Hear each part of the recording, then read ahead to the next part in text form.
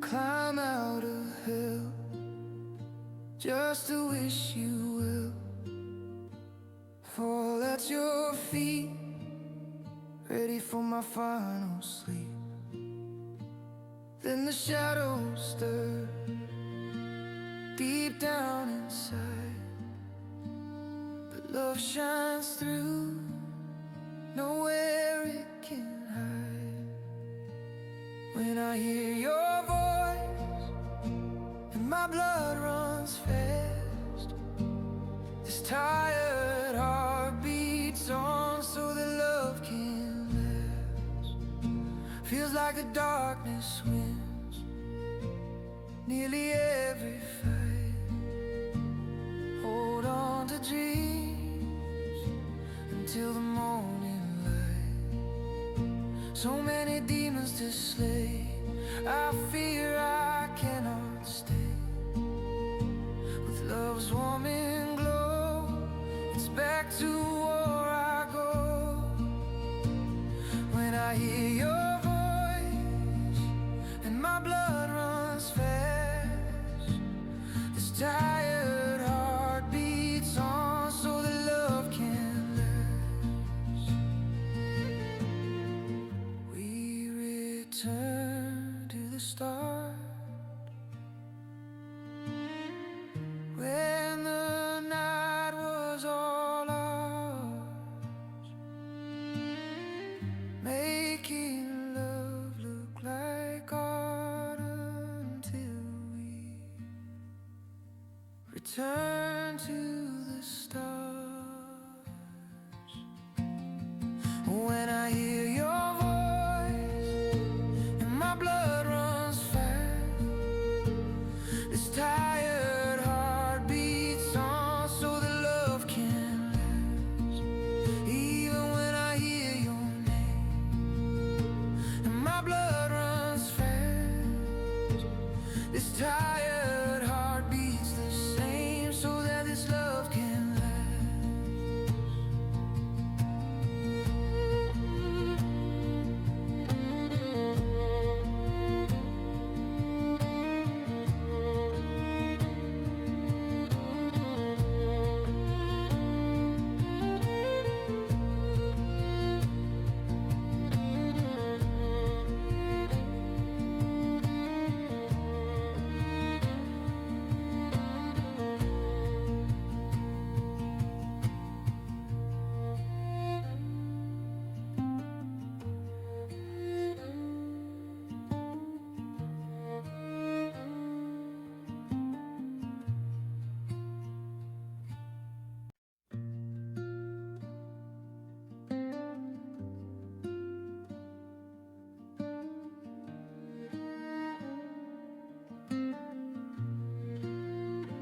I climb out a hill just to wish you will fall at your feet, ready for my final sleep.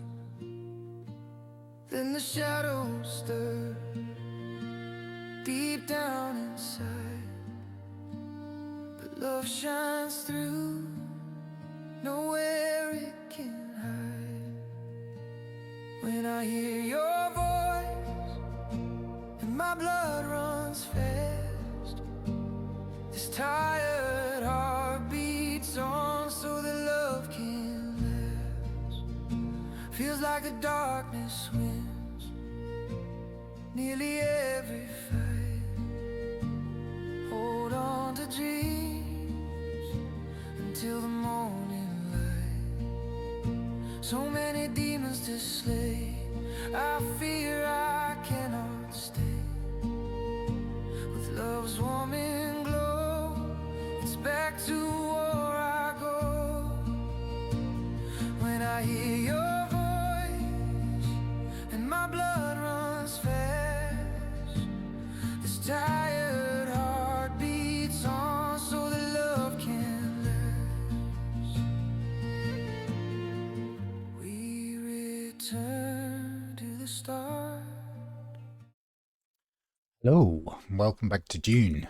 It says day 6 in my description, but it should be day 7. So Stream Elements is just behind a bit. And we have, as you can see, created our carrier and our sandcrawler. From humble beginnings of absolutely nothing out in the deep desert, we have managed to make a sandcrawler and a carrier. It's been a long haul. There's been some pretty difficult parts. There has been quite a lot of fun. We've got a really nice base, which I've had to expand because the carrier, or sky potato as I like to call it, was too big, even for that large hangar that I'd created yesterday. So I've just expanded it out a bit. And I've also moved our vehicle fabricator. And we've just finished our first sand crawl. I did that offline because I got to go and do some real life stuff later, and it's, yeah, I had to make phone calls and talk to people and yada yada. But what we're going to try and aim to do is we're going to try and aim to get the large spice refiner as well as the large ore refiner. And I'd quite like to make a T6 bike. I've had to pack up our old faithful that we started with because we actually hit our vehicle limit, which is mostly because I didn't dismantle everything I've got in Hagar. So I've got another carrier and another sandcrawler and buggy and, you know, stuff in Hagar, which I should have dismantled because it counts towards your limit of 10 vehicles. Oh, let me put the game sounds back on. There we go. So we'll be doing probably another sound crawl at least. We need to get a lot more duraluminium. I'm going to respec us shortly so that we can take advantage of the cut array and the sand crawler a bit better. Hopefully this fits. Just about. And this should fit. Oh, actually, I want to put it this way around. Oh, it steers so bad. It actually steers better than the one I'm used to because I have the rock carrier wings, which enable you to go a bit faster, but they steer worse. So this is with like the better of the two options for steering. Just fits in. Snug as a bug in a rug. I'm gonna edge it forward just a bit. It'll be a bit clunky when it comes out, but you'll see why I want it forward in a moment. I've had to move our death stills from the balcony that we had up there to this end over here. What are we doing for water? We can put more on.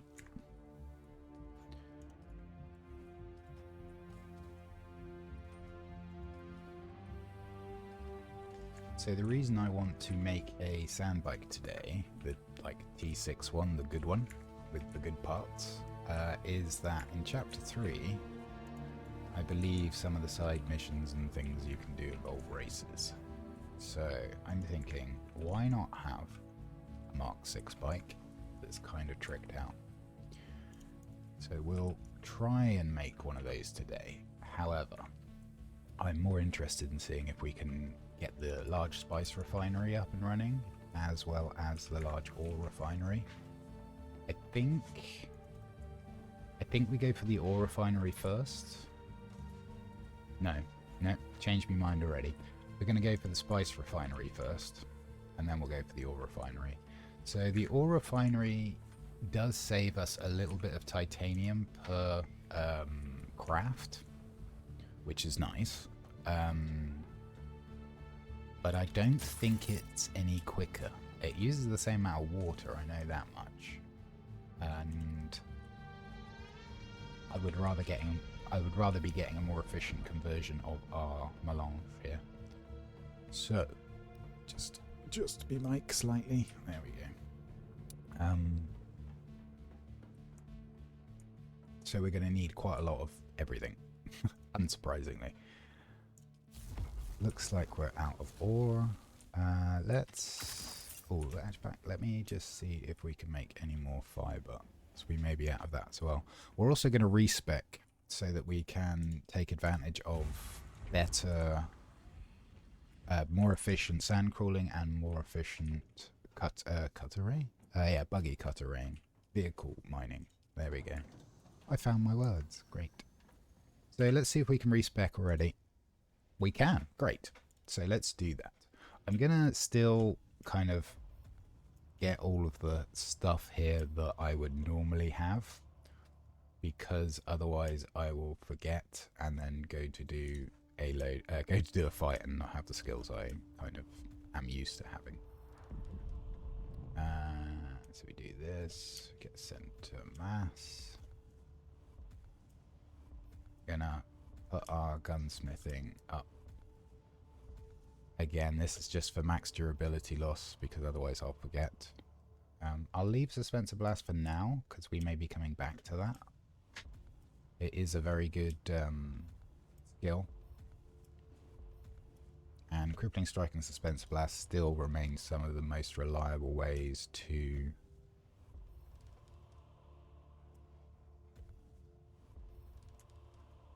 Sorry, concentrating there.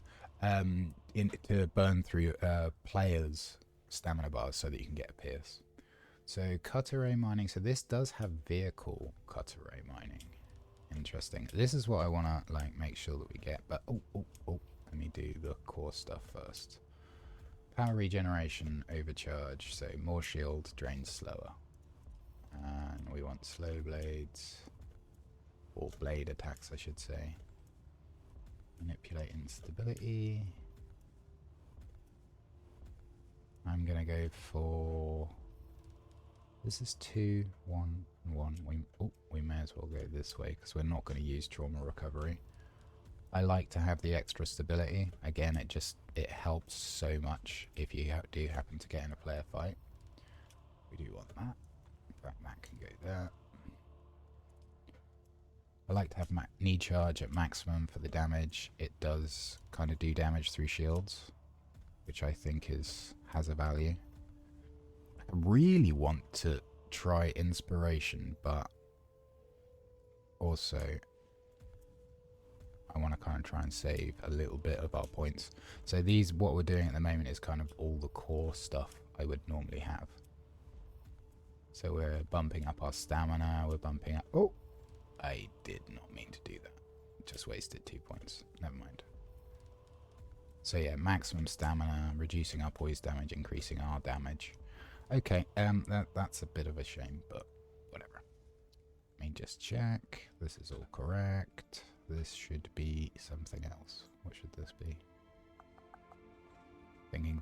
You normally have that, right? Yeah. So back to Planetologist. Let's get our sand crawler yield. We don't need compaction. Let's get our vehicle mining up as well. And look at that, we've still got a little bit of points left. 1 point left. I feel like I've probably missed something because I've only got 1 point. Let me just have a look through. Doobie-doo. Analysis mode is for handheld stuff. I would normally have some of this, but we don't need it.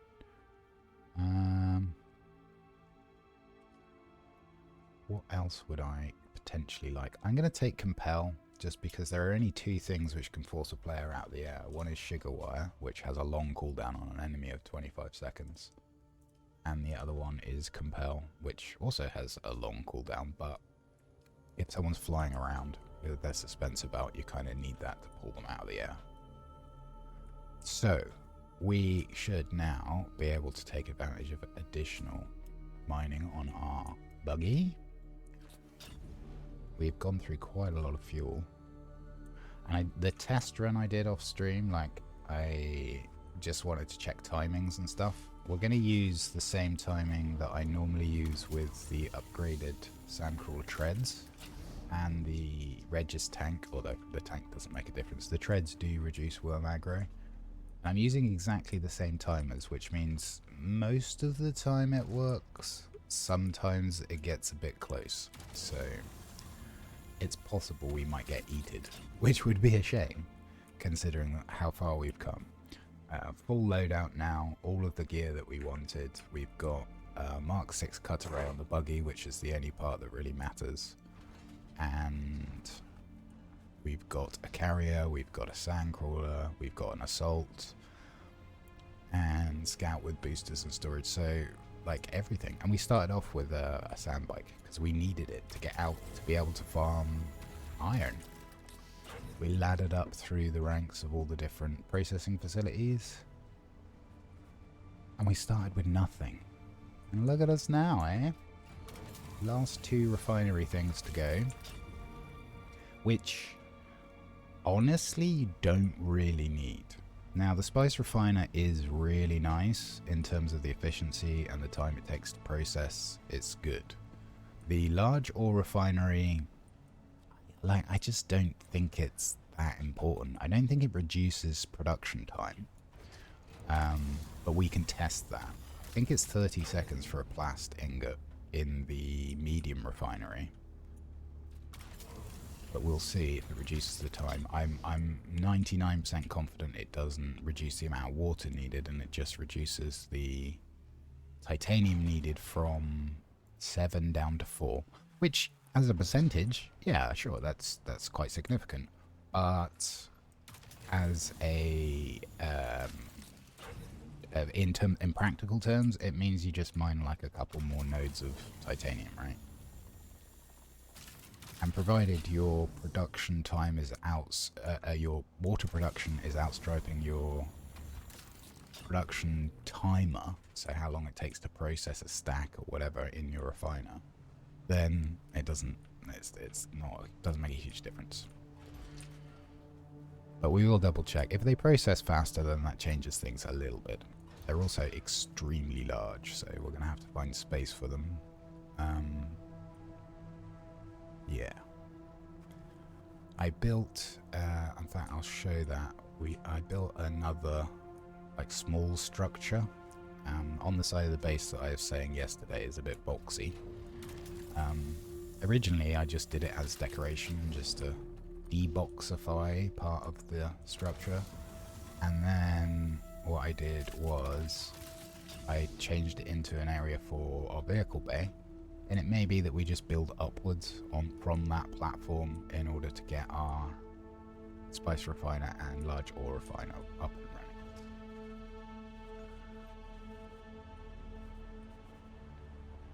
This little ramp we've created to get this last Stravinium node has held up well. I think this is day 3, still not fallen down. It's got no shield. And over here on the right, we'll see this new structure that I've created for currently the vehicle bay, and probably will end up being both spice refiner and ore refiner, but we'll see.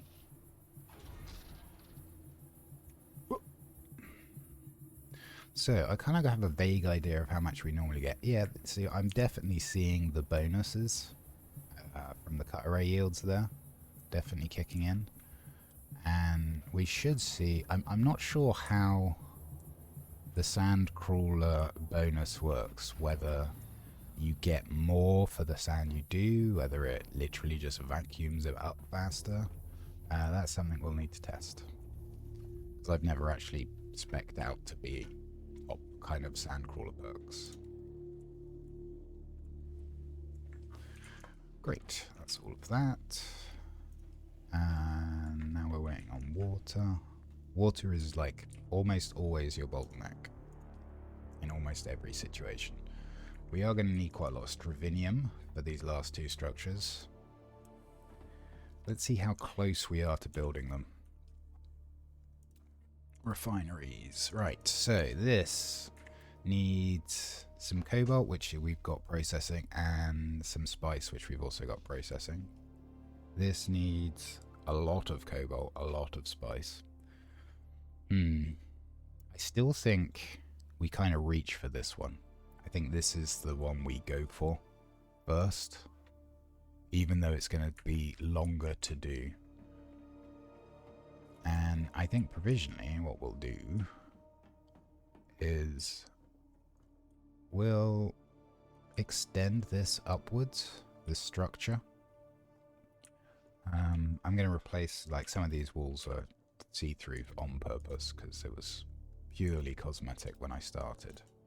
And what I think we'll do is we'll make it a bit more solid.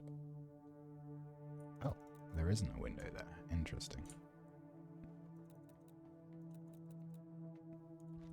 I'm quite happy to have this second floor open. So we'll do that. And there's no point sticking a door on this because we're going to keep it very open plan. The refineries themselves can't be used by like random players. By default, they can be used by anybody authorized to have permission access to your base. So if you're doing a lot of refining and you've got friends, sorry, message, and you've got friends or like associates who want to be able to come and visit your base, make sure you've got set your permissions properly so that they can't access the storage and things if you're not sure if they're trustworthy. Which, you know, sounds nasty, but people be peopling, right?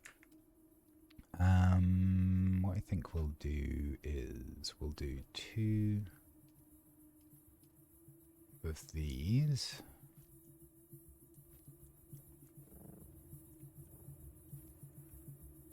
We might burn through a suspense about here, but I don't really care. I made a load of aluminium, or queued up a load as we were logging off last night, so we has it to spare. Right, we're gonna go up and round. Yeah, we can use this.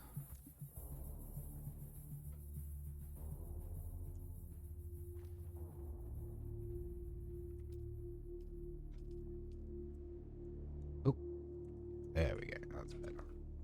And we'll just do it both sides. Is that right? Yeah, that is right.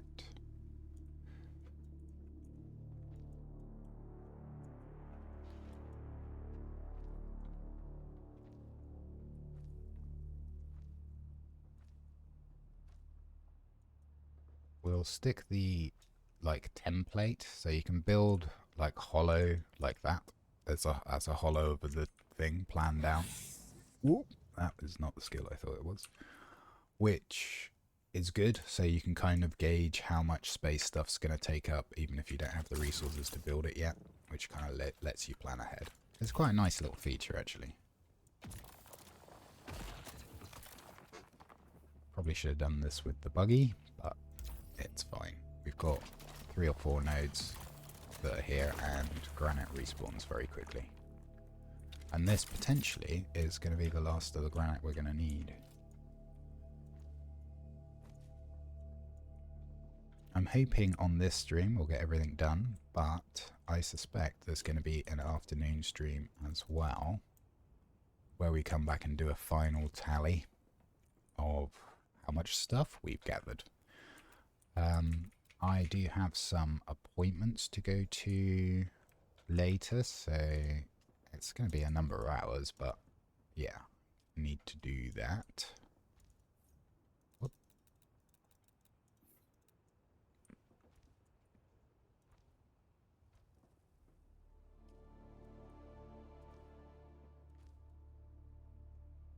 Come on. There we go. I kind of like having this open plan thing going on with the second tiers, so we'll do this. It'd be nice to have a curved frame as well, but it seems like only the Chome basic set has that. Let's put down the hollow of our refinery. Oh, I covered over the stairs, didn't I? Dingus brain. They come up here. No, here. Let's put these corners back on. Back on, back on. So here as well.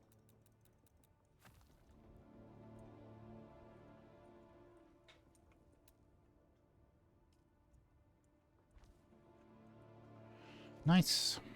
Let's get the railings on, because railings, polish is important.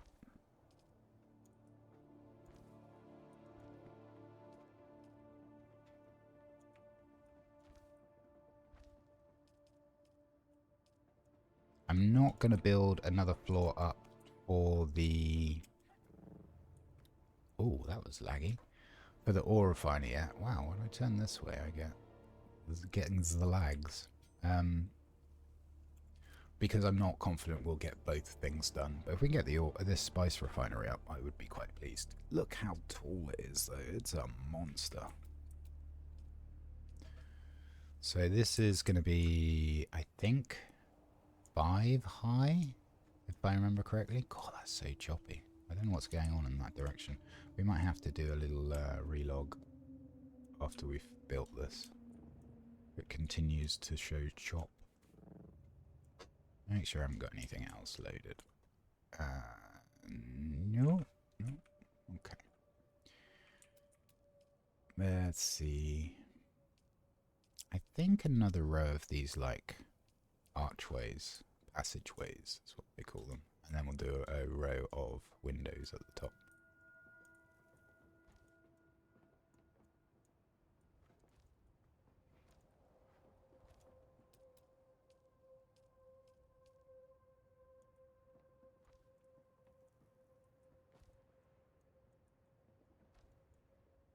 I see that middle row which we've missed out. I'll fill that in a sec. Oh, that's not in the right place.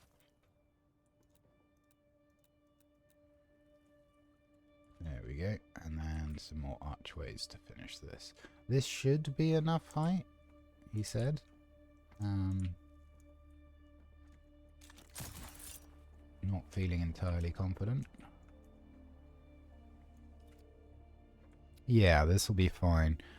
We potentially might be able to go a level lower. I'm going to test that. I'm not going to destroy the walls yet, but let's try building from here. I want that, but yeah, like this.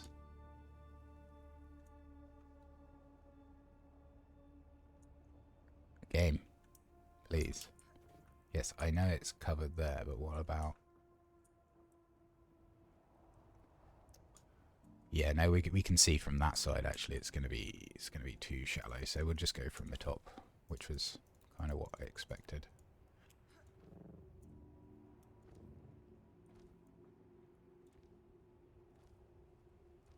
A little bit miffed that it's exactly the same height as our other two bays, which is going to make it look a bit blocky, but if we get enough to do our large ore refiner, then it's going to be much taller. Which is also good. Try not to keep any of the structures too uniform, because I think they look a bit boring if you do that.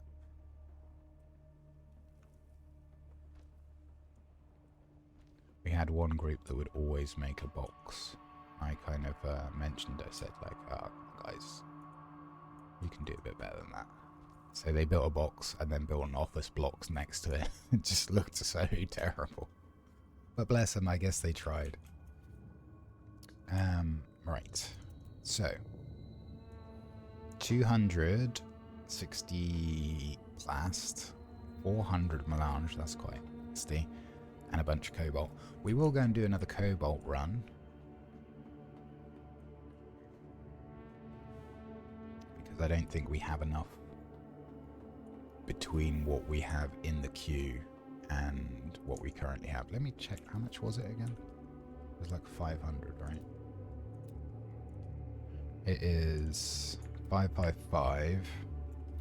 We have 219, so we need 335. We have 328 in the queue, of course.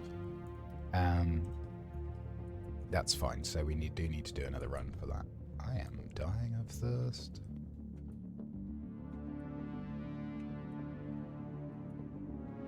Oh, is that like zero water in the system? Right, okay, fair enough.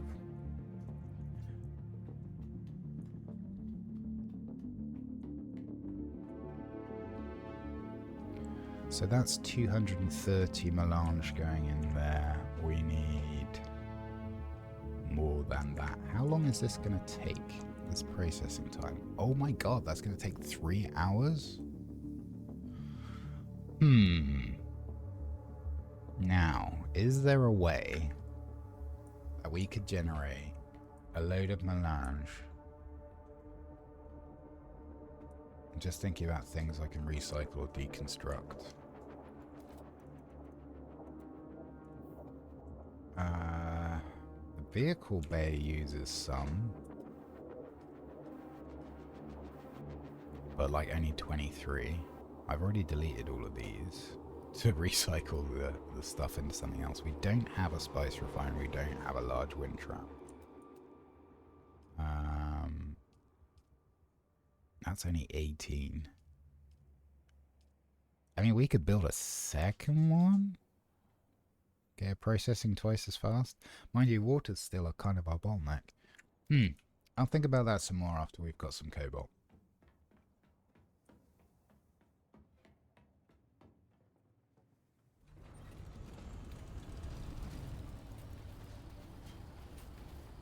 Pretty sure the cobalt cave near us in PvE will have respawned by now, so we'll just head there. Nice and easy. I think we could do with more bodies, so maybe we swing by the wreck in, where is it? D3 on the way back. Mark our cave. There it is. Yeah, it's only 3k away, it's pretty close.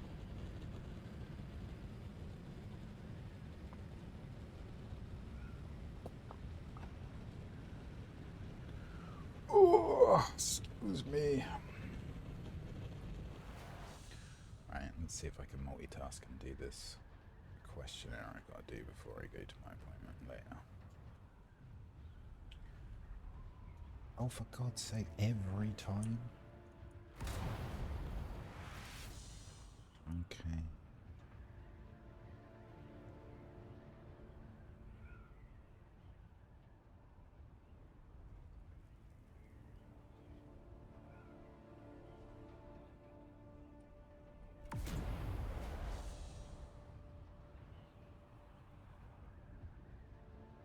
Actually, I am not going to be able to do this right now because it is quite in-depth. Okay, so let's get some cobalt paste. It's a shame you can't like recycle vehicle parts back into melange. They just turn into kind of stuff you don't really need, to be quite honest. We could do with hitting Aero for advanced Servox. Is that a worm? Nah, can't be.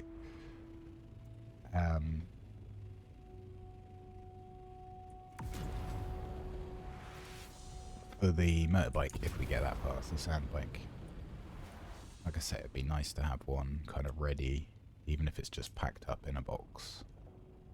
Or the expansion. Not that it matters, we have so much stuff in Haga Basin that we could make a fleet of them if we wanted to. I'm gonna go in and grab all this loose stuff first. So we're gonna getting slightly worse yields out of these because of the respec. But I think it'll be fine. And these caves spawn pretty quickly. Plus there's another one up in PvP. Most people never need aetheryte out here. It's very rare. In fact, I think in my entire time, I have never met somebody in an aetheryte cave in the DD. People just don't come here. They tend to import the cobalt paste directly from Haga Basin.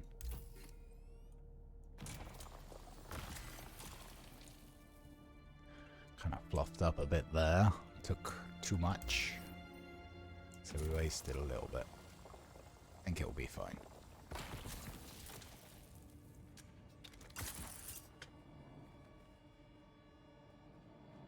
Actually, I don't think we wasted very much at all. What am I looking for? I'm looking for this.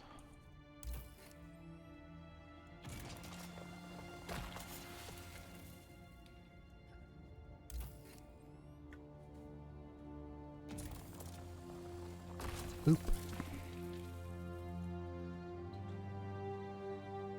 Okay, that was easy. So we'll go and fill up on... Oh, actually, let me check. It's taking 2 slots, so we would end up with 10, 2... Yeah, that's fine. We'll stick 18 bodies in here, which is a slightly awkward number. And then we'll go and get 2 more from a cave somewhere afterwards, just so we've got even numbers for our death stills, because we're currently running 10. It would be better to be running the advanced ones, but no duraluminum out here apart from what you dig up, so that's why we're using the regular ones. Where was this wreck? D3, right? Yeah.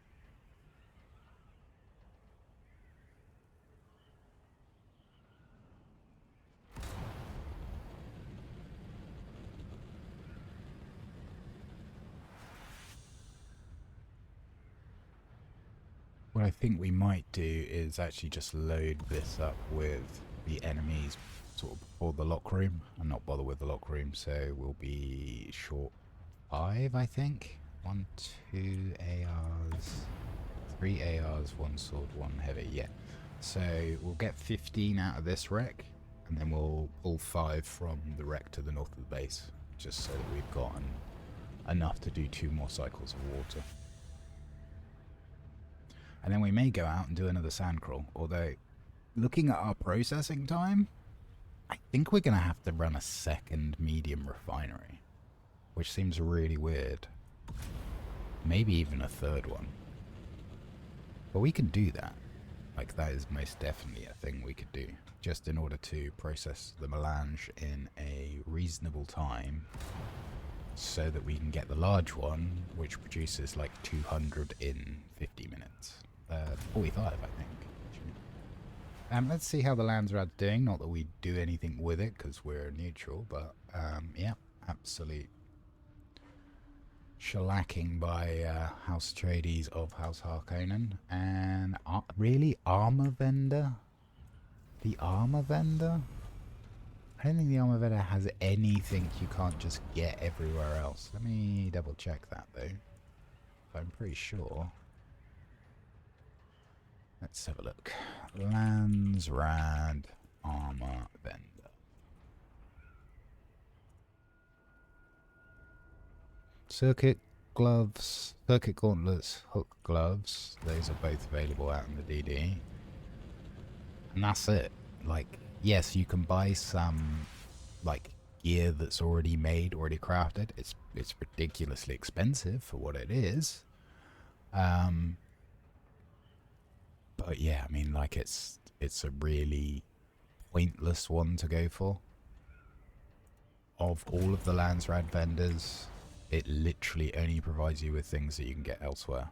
Every other Landsrad vendor has some items which you could only get from them.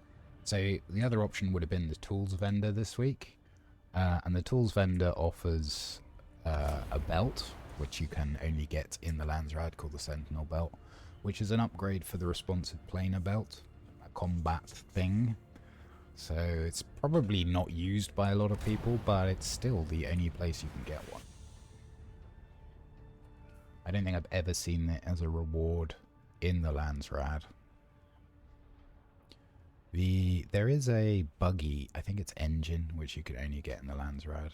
So I had to ask a faction-aligned friend to get that for me. I gave them the stuff, they just handed it in and grabbed the reward. But then 90% of everything can just be looted. There is a rather nice rocket launcher. I was about to show you, but of course it's in my Haga Basin loadout. Called the Ancient Way, which is a lock-on rocket launcher, although all rocket launchers lock on now and cannot be fired unless they are locked.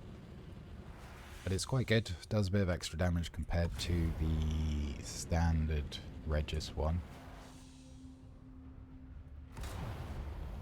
I think it's got a bit more durability on it as well, although it takes Plast and Spice to, what's the word, repair.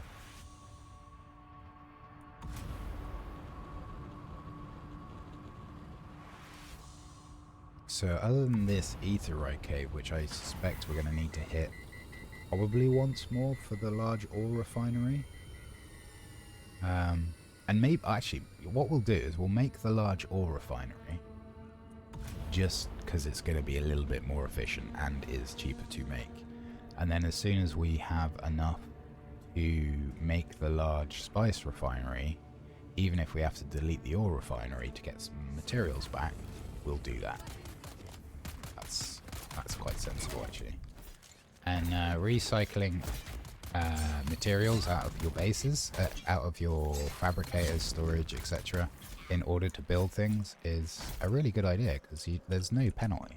You don't get any loss of resources when you deconstruct something,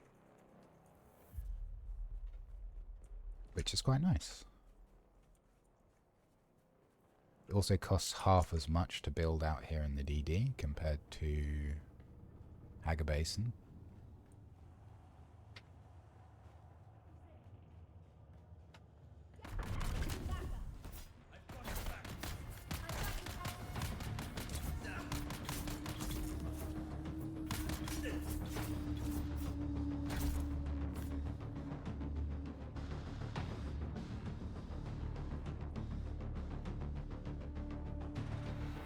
Just trying to think what's the most sensible order to do this in. So if we do south, then well, let me see. We do this entrance, then that entrance, then this entrance.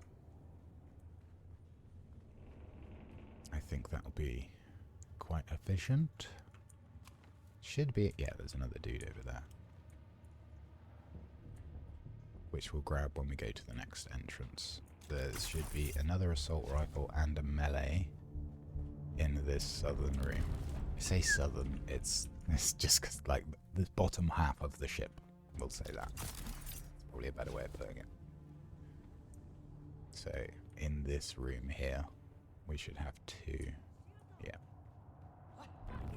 Guy on the right may decide to be part of this, but for now, it looks like we're good. Oh, that should have been my sprint, which is what I will change it to in a moment.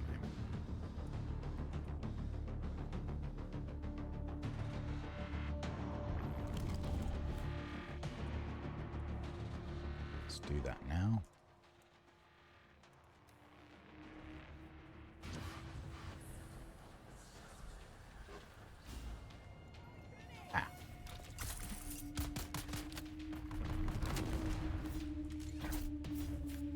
See if the guy on the right comes around the corner. I think he's staying out of it. Probably just as well.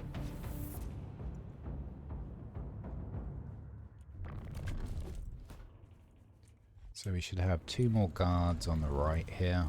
We can pull one more out of that side room. And then we'll go on the other side, where we'll find one heavy.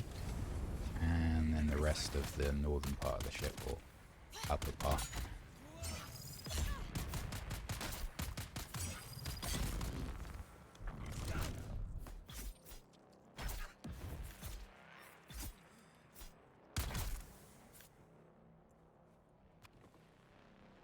Okie dokie. One more on this side. Where's he meandered off to? Ah, there he is.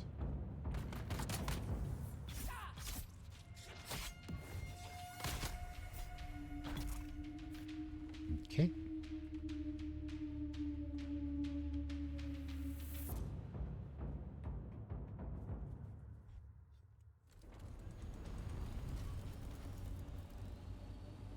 So there's going to be one on this side outside, and then two on the catwalks, one melee, another two ARs and a heavy, I think. We'll double check that in a second and see how right that count is. There's our heavy. Could you? Yeah, there we go. So we can jump up here, there's one.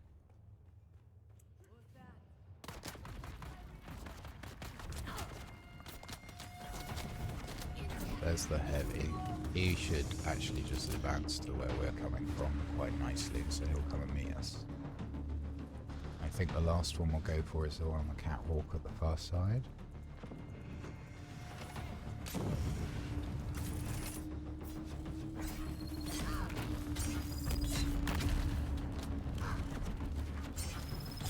Three ARs.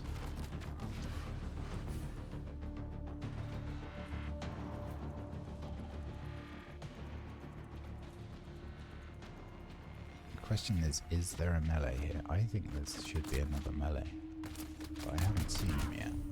Yeah, there he is. So, yeah, I think I got that count right. This guy might even come this way, which would be handy, save us a bit of a run. Yep, stop it.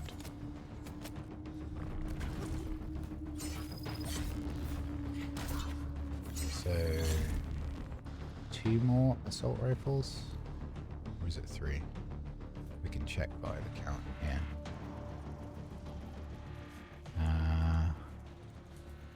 Oh. Unsorted. Yeah, so there should be... Oh, my brain is failing me again. You know what? We'll just kill him. We'll count him afterwards.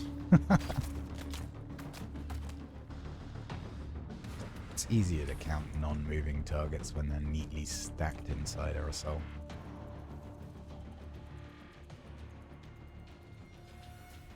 And whatever we need to make up the 20, we will do. At the reckless a bit closer to us. It won't be many, it should just be like 5 maybe. Now, did we get more? Yep, excluding the lock room, that's a full clip. And we can't be bothered with the lock room. It's not like we need the loot. So that was... so we need 4. I'm thinking. Do we do the lock room anyway? Nah. We might do the lock room in the other one. Just for the lols. Where is my base marker? Ah, there it is.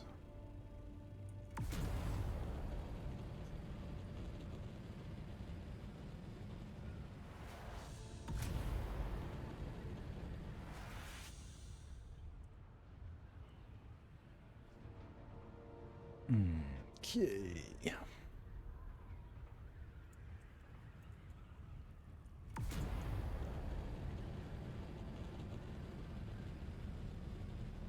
Oh, I'm looking forward to getting my teeth sorted out so I can eat something.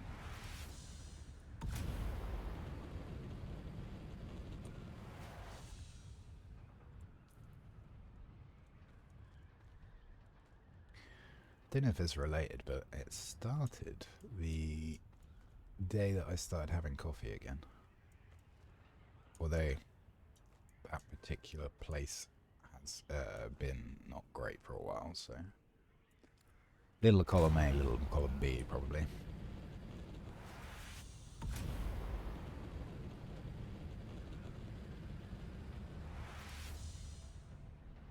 So I think we've got enough etherite to be able to construct our, well, what we've decided is now going to be the large ore refinery.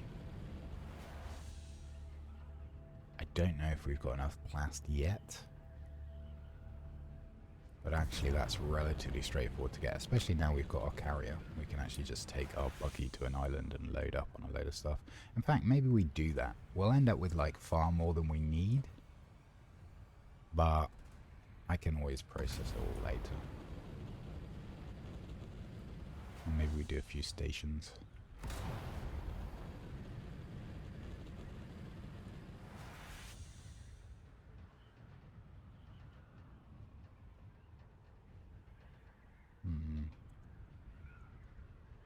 This thing working? Yeah, there we go.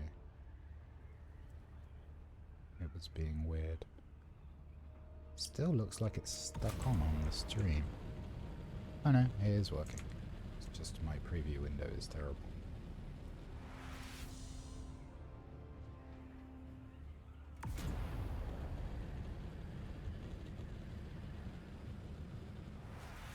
Huh. Bear with me one sec, chat.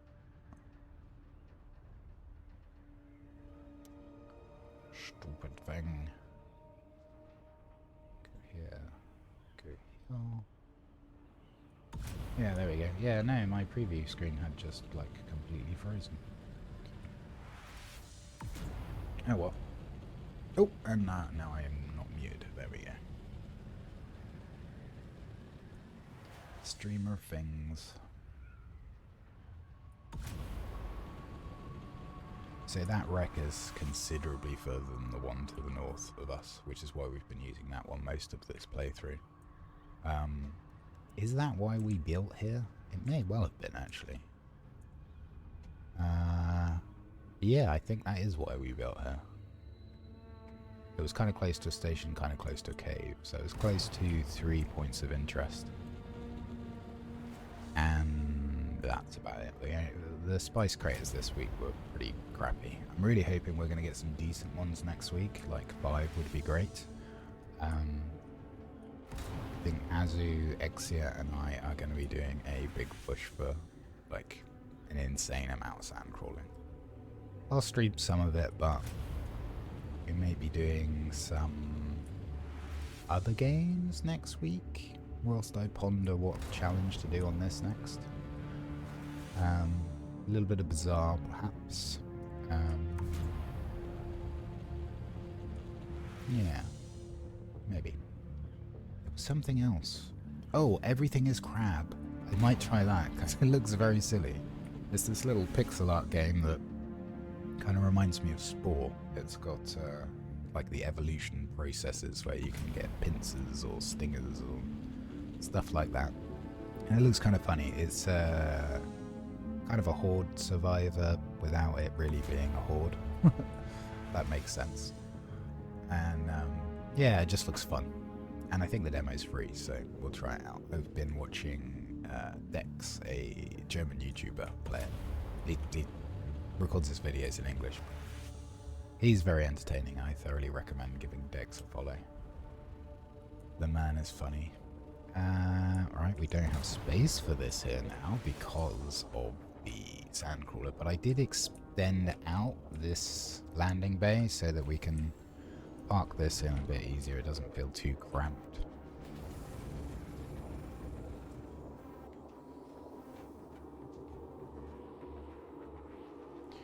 What did we just pick up? We just picked up Aetheryte and we picked up bodies. Oh, we can't put that in there. Okay, that's fine. We'll just kind of jam it in anyway for now. We're also going to do a final tally. So we want 4 bodies, of all the resources that we've gathered. Because we know that every single item that we've picked up has come from out here. Because we literally started with nothing. So it'll be interesting to see what the final tally is. I will probably dismantle this carrier and the buggy and the sand crawler and stick it all in a container that I've got in Hagar. So we'll bring my main carrier, if you will, from Hagar out to here with the carrier container box and load it up with everything. This should be running. Why are you not running? Because we don't have water. That's sort of fair enough.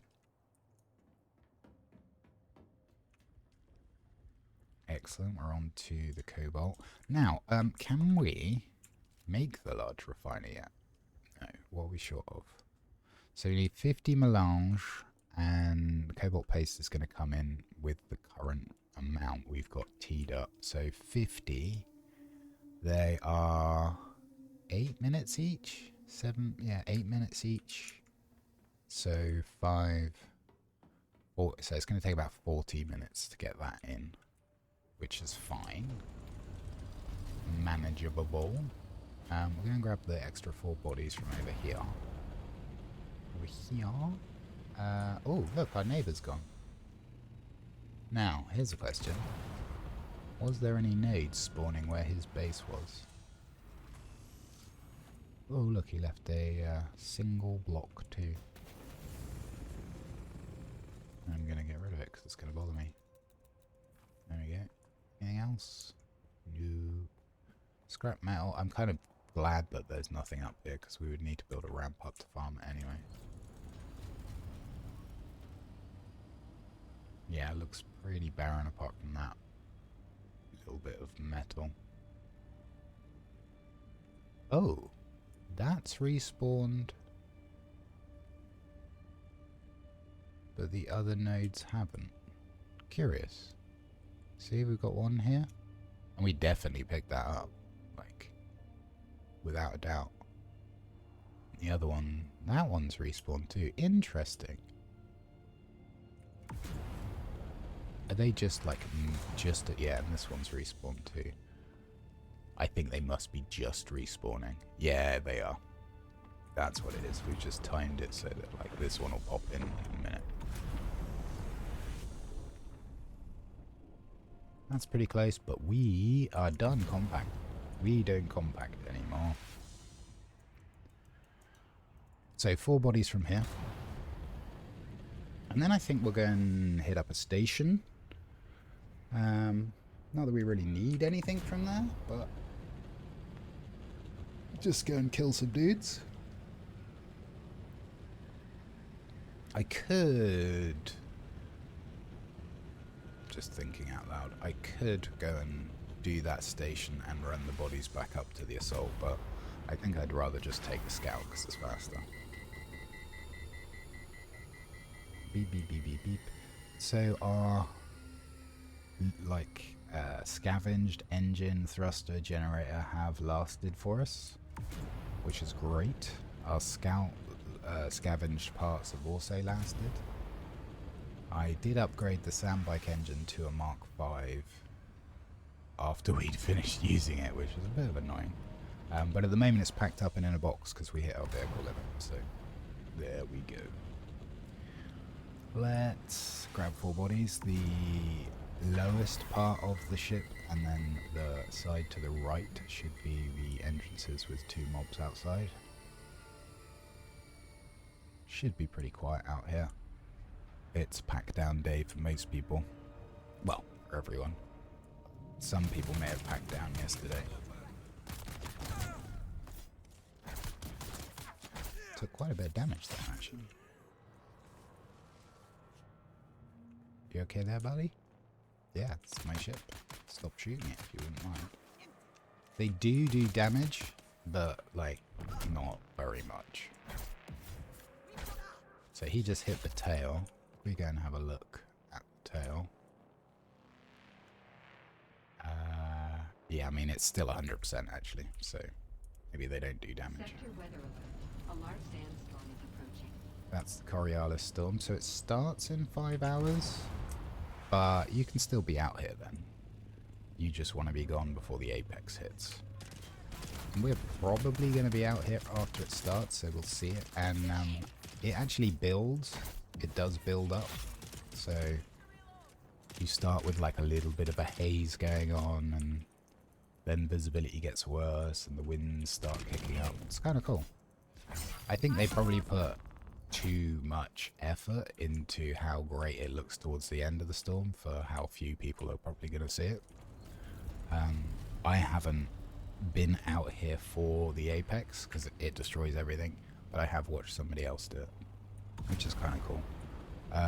the apex would be, I think, like 4 AM my time, so we're not going to be doing that. Unless I have a particularly restless night and I'm up really early for whatever reason.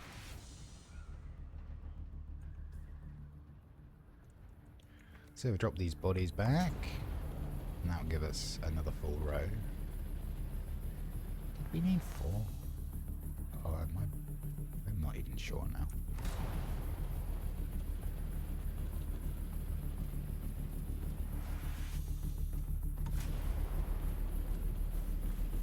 I decided to give our vehicles all a black paint job to go with the armor style we went with. As a neutral, we don't get access to these kind of swatches, which seem like a ridiculous amount to get, but it is what it is.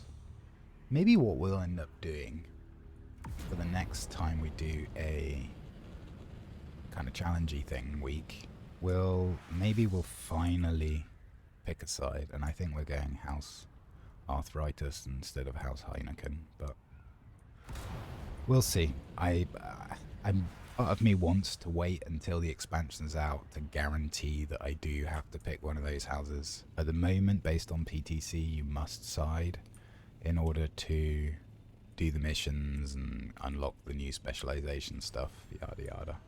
At the moment, I don't really feel like I'm missing out much by being neutral, but I think the next expansion will change all of that. What did I pick up? Bodies, right. So, body storage. And I did pick up the right amount. Great. So we got 4 rows of that, which is 2 cycles of water. How are we actually doing on these? 5 minutes?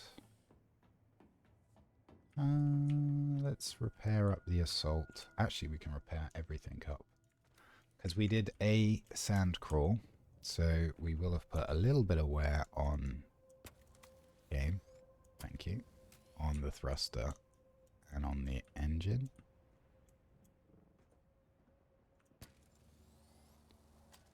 On the power supply. Come on, game. Thank you. And then on the wings. 8 wings for these monsters.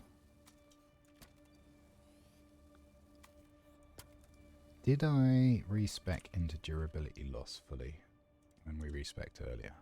I did. Good. It's a handy one to have. Like, once you start doing sand crawling and buggy runs specifically for Stravinium and Titanium, it doesn't really matter. Like, you can just build a new one, but it's a little efficiency you can have. So we may as well. Everything else is pristine because it doesn't take wear. Our sand treads here. Power supply. Engine. Curiously, the vacuum on these doesn't receive any wear, even though it's like the part you use the most, which doesn't make a lot of sense to me. And the tank. Tanks take a lot of usage because whilst you're in them, they're constantly rotating, so I don't know why they decided to base it on a concrete mixer, but especially since there were so many good sand crawler designs already out there. It's kind of curious that they went with that, but hey. So yeah, bodies, 4 minutes. Let's do the assault repair and maybe dig up a few treasures, little diggy hole, whilst we wait for the bodies. And what is it? Oh, let's do this repair first. I guess I could repair up the assault and buggy, couldn't I?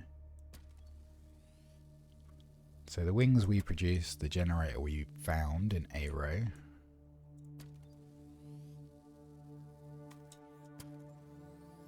And the engine and PSU we scavenged. I think the booster as well. Yeah, the booster we also scavenged.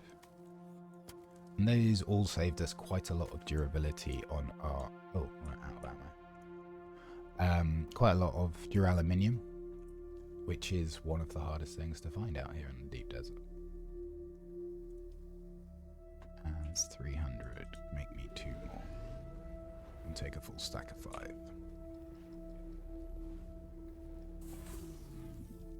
Welding wire is extremely easy to make, extremely easy to come by, unless you're right out in the deep desert. So once you start to get up near the gods, near Iroh, you don't really find any scrap metal.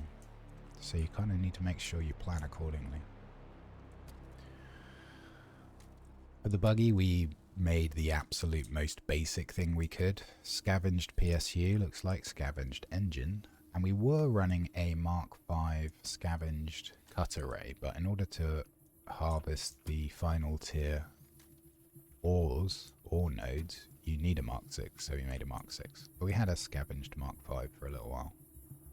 Utility and... oh, we picked up a Mark V storage too. That was good. Let's repair up the scout as well. So, this thing...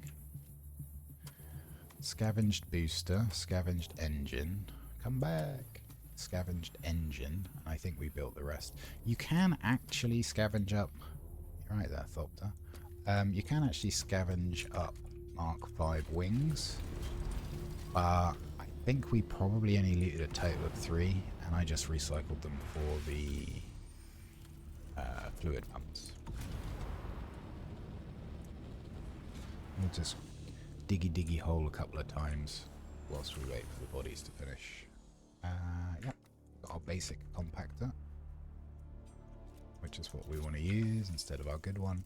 At this stage, this close to wipe, it doesn't really matter, but good practice and all that. I'm going to pick up these calibrated servox and the particle capacitors, because if we do happen to make enough resources to make the Mark 6 bike, I would quite like one, because I never had one.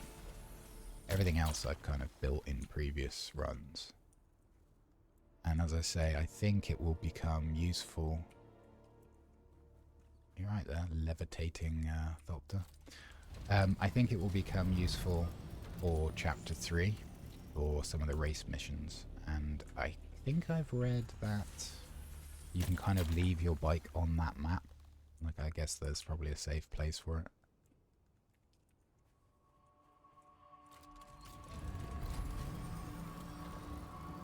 A couple more diggy holes and we'll head back.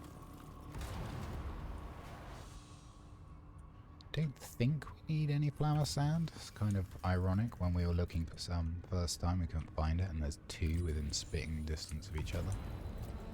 And of course a medium spice right on our doorstep after we stopped doing compacting. I'll go and scan it just so that it's on our map, because it's very unlikely to be touched. And just double check it's a medium. I'm pretty confident it is though.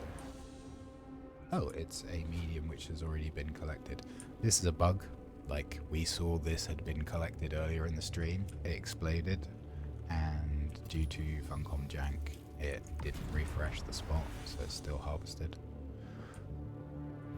Previous iterations would see that sometimes spice would be invisible, so you could still pick it up, but you couldn't see it, and then other times it would appear there, but you couldn't pick it up, and other times your compactor would stop working and you had to remove it off your hotbar and put it back on.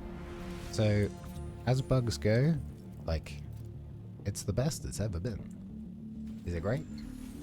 Yeah, it's fine. I mean, I'm still playing it, so I guess it's not terrible.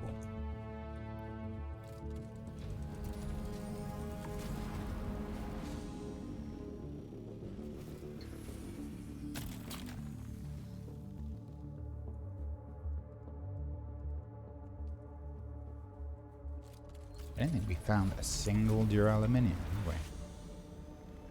Duraluminum. Sorry, my voice is going. Hey, that's actually helpful. No, you know what, we'll take that too.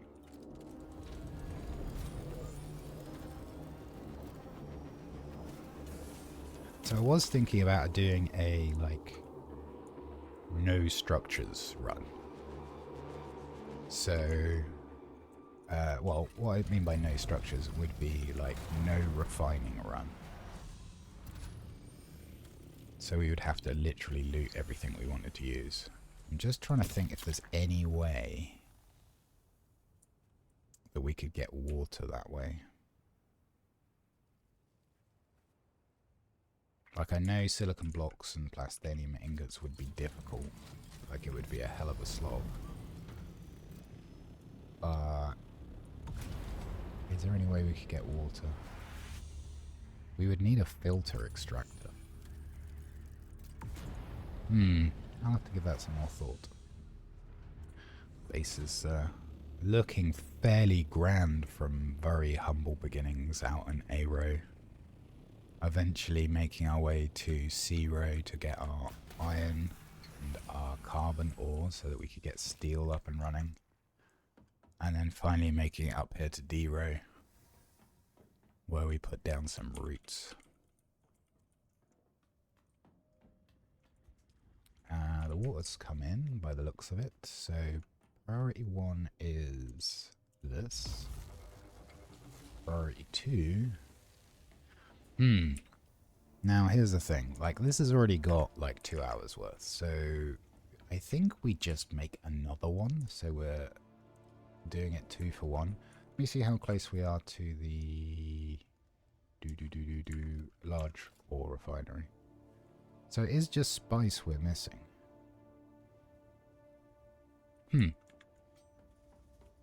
How are we doing for power? These take, what, 250? 350? I think maybe we do just set up a second one. How much melange do they take? Only 68. Yeah, I think it is worth setting up a second one. So what we'll do is... Whoops. We'll go and put some more... Thank you. We'll go and put some more power up. So that we've got... I don't know, we'll get pretty close to the limit, really. We save large ore refinery, large spice refinery, and second medium. So we need to save 3 production slots.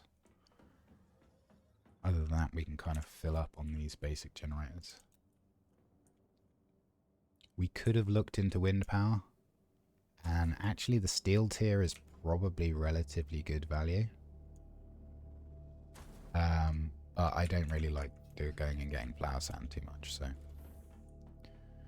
We do need more metal, though.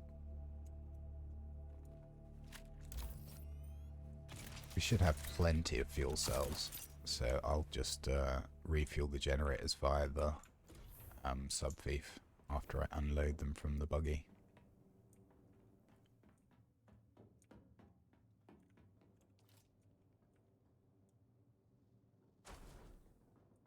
And we only need enough to last, like, well, less than a day. Why are you no fit? Oh, this is too far over, that's why.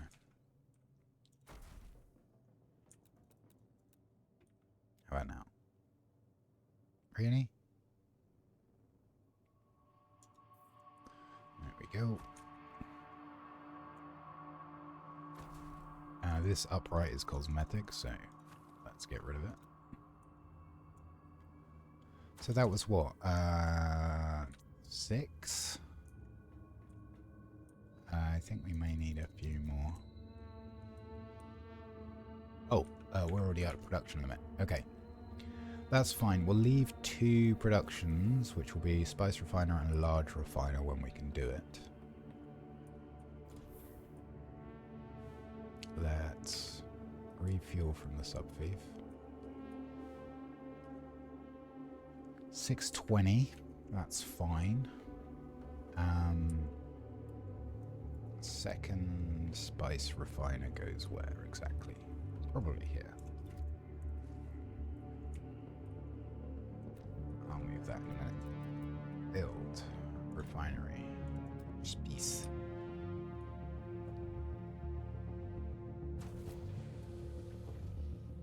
Okay, let me move that into place a little better. Sure. And this has actually got spice residue in it, so it can stay nearby. It kind of makes sense. Oh, it's full. Can we get another one? Actually, let's just make a medium one. Transfer this via...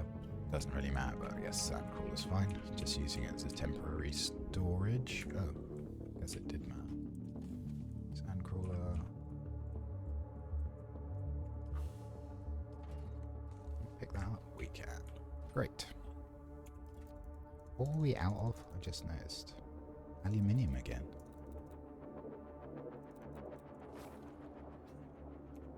Do we have enough to repair our suspensor belt? Not that it matters that much, but we definitely used it a fair bit when we were building earlier.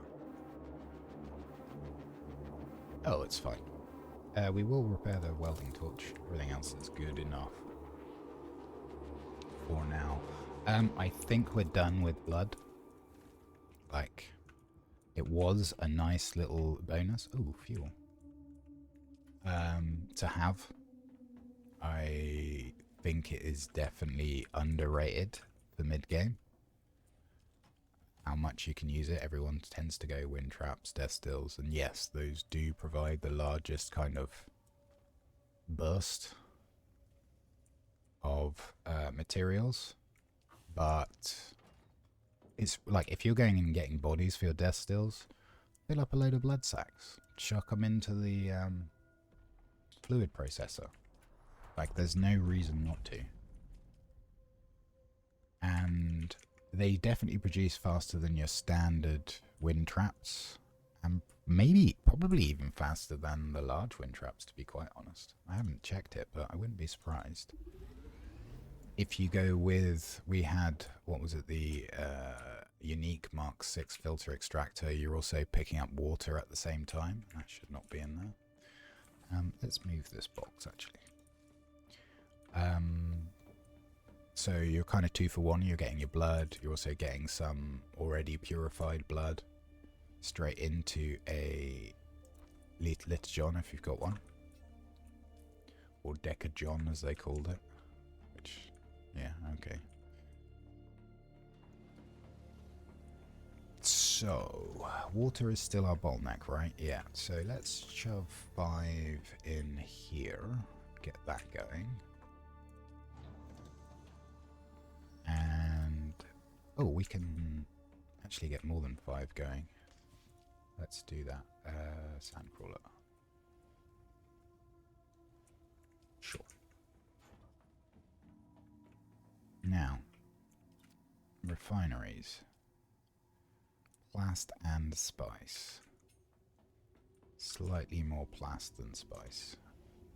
You need more ore, but you have like a very healthy queue. Again, we may end up making another one of these. So that's got an hour. Mind you, that will give us enough. We'll see. Let's stack that up a bit higher. That's used up our water, which is great. Only an hour there. This hopefully has done all the Stravinium. It has not. We're kind of good for Stravinium now. Kind of turned a corner on that one. What am I in here for? Brain, brain, brain. Water. There we go. Yeah, and you can see all our beds are now empty. But we went and picked up enough for 2 more processors, which may well be all we need, but we'll see.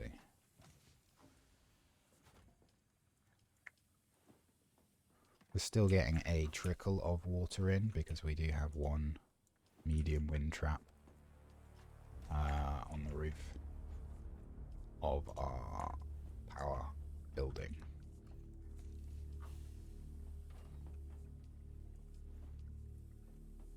It is pretty slow though.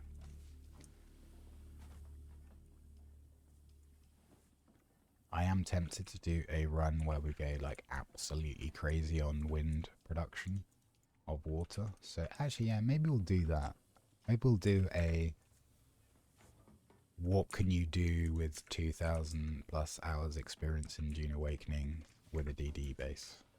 We could go absolutely bananas. Yeah, actually, that sounds like fun. I'm down for that. Probably won't be next week because we're going to be doing a massive spice push with a couple of friends. Not that we need it, but it's something they want to do. Mind you, we could do both. Like, we can have a group base, and then we can have our own base. Huh. Interesting. Something to think about for sure. Now, what can we get rid of that is... We're at our production limit, right? No, oh, of course, because we deleted the blood banks. Awesome. What do we need for this? Steel. Kinda tempting, you know? Set up a second one. Have 2 running.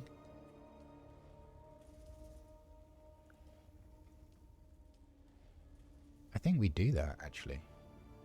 So... How much have we got? Oh, we've got enough. So actually, as soon as we can make 65 steel, or how much have we got? Check here. So that would be 54. So as soon as we can make 54 steel, I say we get a second one of these up and running. And then we definitely are like at water limit. So this is going to take an hour, which is about right, because that's how long the bodies take. This I think is on 2 hours, right? It's going to be like hour 40, 2 hours. Okay, so that's 2 cycles worth. This is on 1 cycle's worth. Perfect. It's all coming up Millhouse. Do you want more cobalt? This should represent enough to build this. It does.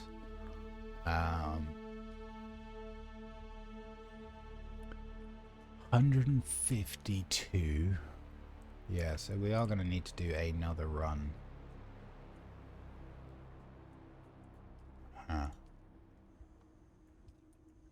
Let's see. I think our ore has respawned, so let's do that again. It has. Mostly looking for titanium here, but I'll take the stryphinium too.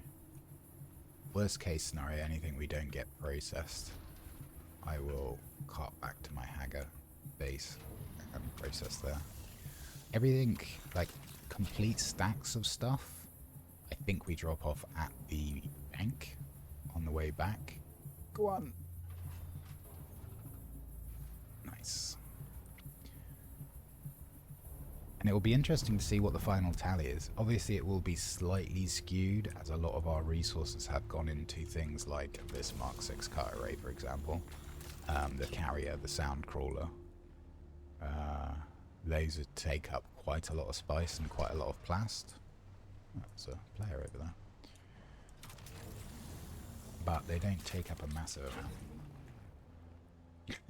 The vehicles on this are funny. You can yeet them off cliffs and they don't care. Good morning, by the way. Thanks for joining. Yes, thankfully full damage is not a thing in this for vehicles. For players, it most definitely is. And not only is full damage a thing, momentum, collision, like that applies a force too.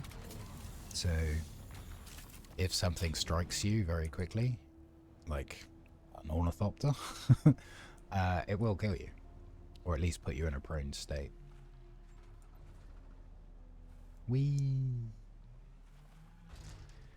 I quite like they have this little bit of code that self-rights the vehicle, so you can never end up like completely turtled on your back. And it can lead to some very interesting roly-polies, which I find amusing.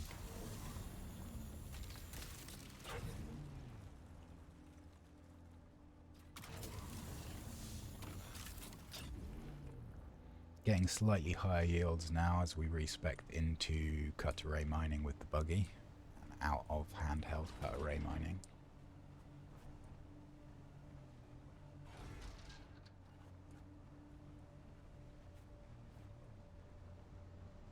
I'm going to check the top of the rock where our neighbour was, just to double check no nodes have spawned up there. I don't think they did, and if they have, we'll build like a little ramp to get up there. Definitely one of the takeaways from this week for me is putting down small sub-thieves just to allow you to build, so that you can build ramps to get easier access to you with your buggy. Ooh, not up there. So we did a spot. It is showing some significant wear now, but that was 2 days ago, and it costs almost nothing to put down this little ramp, which enables us to get over to this Stravinium node over here.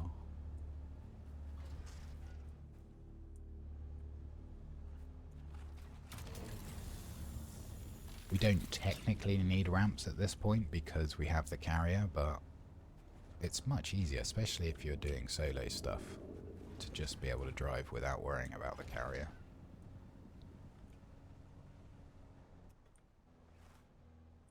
Whoop.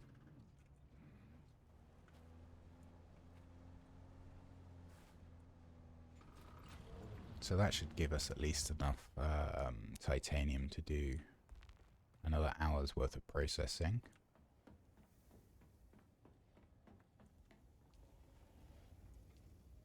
Oh, yeah, I need to put it in a box. Let's put it in this box.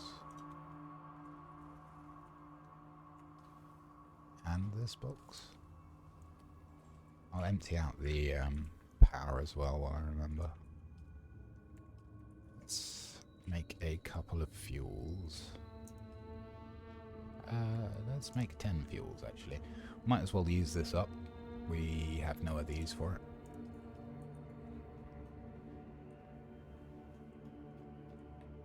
Let's see when our next water influx is. I kind of wish there was something that was duraluminium tier that we could tear apart for a large wind trap, but there isn't.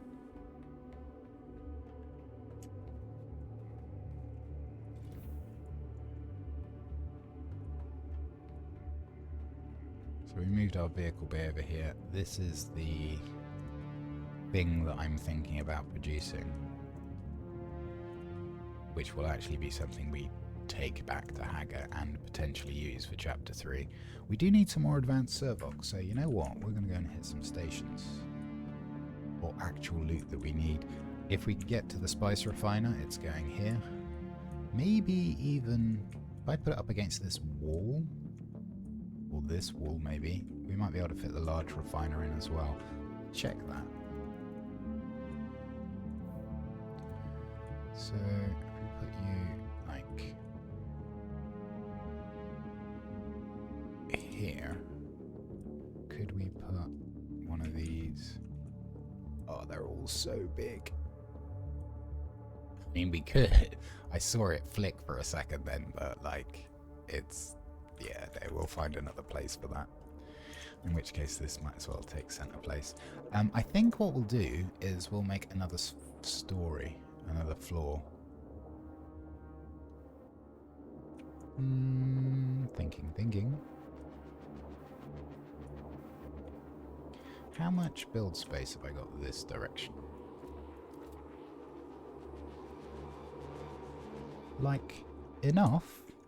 Definitely enough. Let's do that. Let's make a little thing.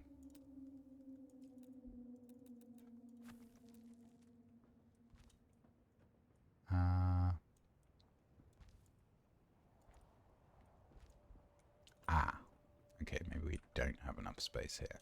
I guess I could extend this out. Might look a little odd. Hey, looking a little odd never stopped me from doing stuff, right?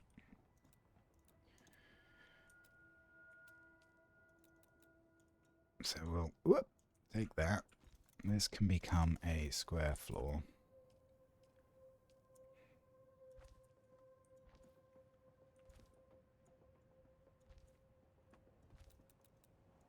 Do the same here.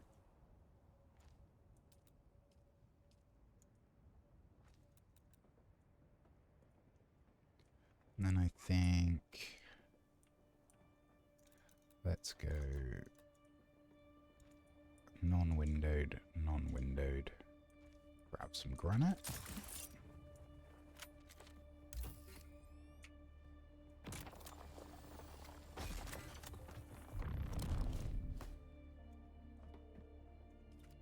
Then we'll go windowed. Yeah, in and outer face on these, they are symmetrical both sides, so it doesn't really matter. Ah, yeah. It's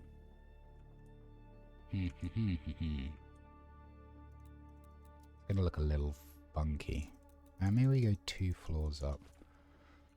And where is the passageway? Yeah, joining curved walls to flat walls. There isn't a piece in this building set, which is called the observer set.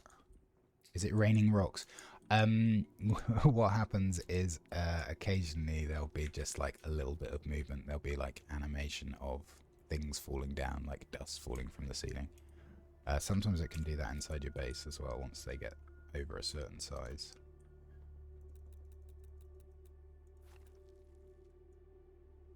I'm going to have to use one of these pretty icky looking corner pieces here. Just like, it doesn't fit, but there's no rounded bit that will actually fit. I'm just going to put it there and then forget about it and try not to let it bother me. Let's get rid of this and this and this. So we should be able to at least place the hollow for this refinery now.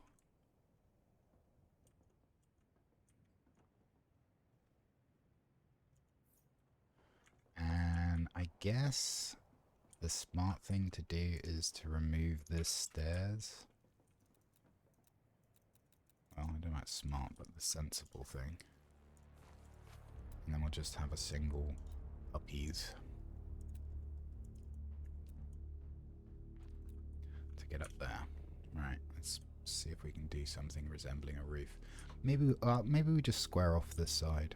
Yeah, actually, I have changed my mind. We're going to delete this. This. And this. And that. We'll make this rounded.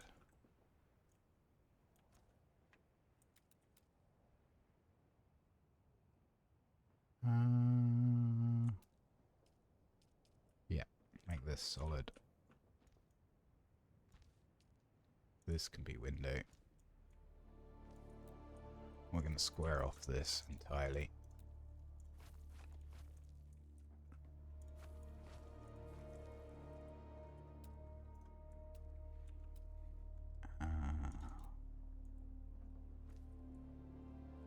Actually, it doesn't need to go that high. Hang on, thinking. Warning, thinking in progress.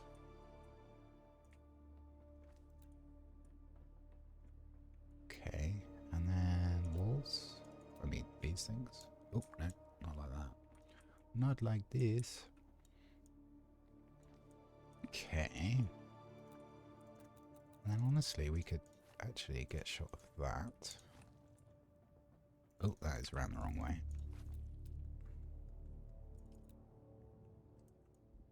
Really? Oh yeah, no, phew. I thought we were just too close to the line. That would have been annoying. So, I definitely want some corner pieces here.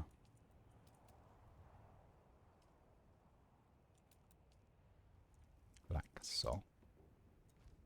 These might as well be this.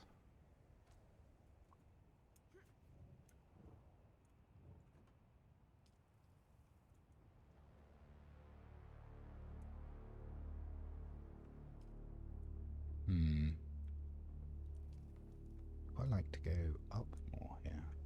Is there any way we can do that?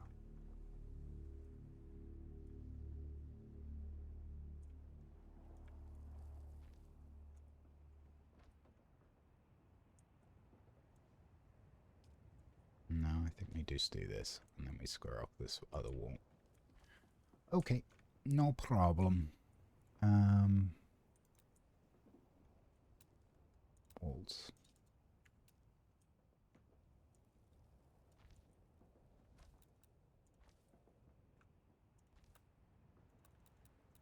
It's a ridiculous thing to be doing, seeing as the whole place is going to come tumbling down in a few hours, but...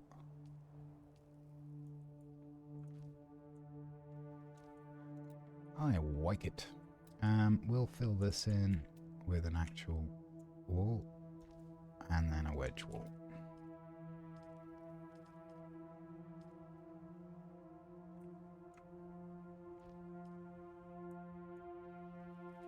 So now at least we have housing for our final tier stuff. Oh, I need to rebuild the hollow for it. Binary.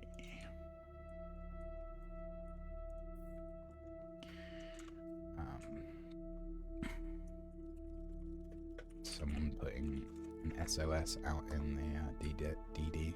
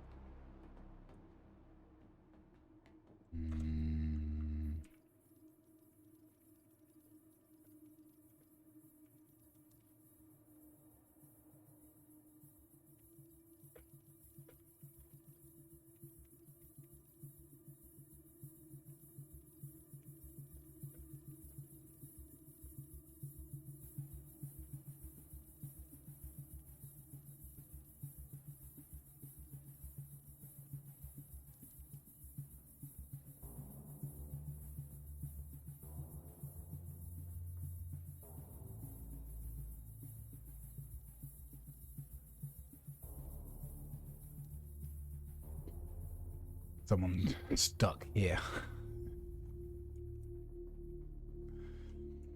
Interesting. I suspect what they've done is to exit the DD you go through one of these like bar sections. I suspect they're trying to get through here.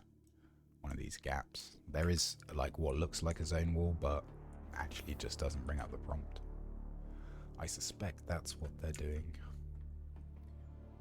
Right, speaking of doings, we need some Servox for potentially our bike. This has got plenty of time left on it. Let's get our sippy sip on, and let's go and get some Servox.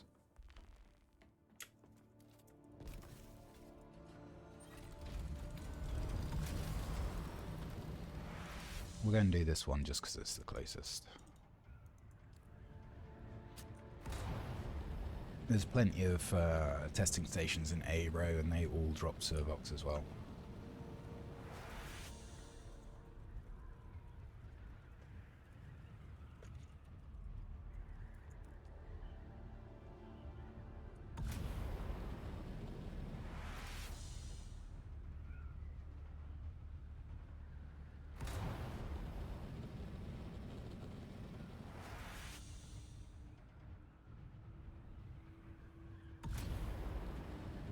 So the loot out of these stations, I'm sure it used to be better. Beyond A-Row, it's like blast steel plates, advanced Servox, particle capacitors, and then you might get a little bit of something extra in like the final chest.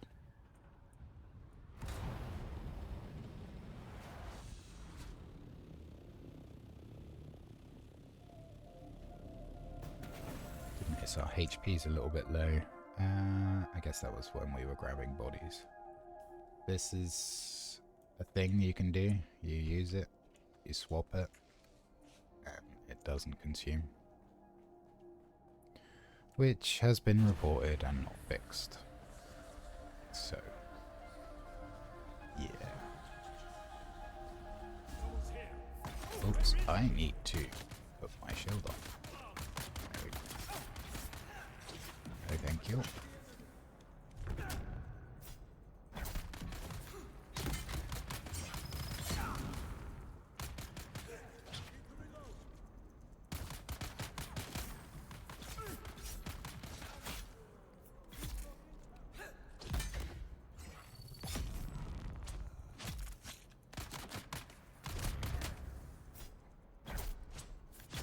Sure, there's normally another dude.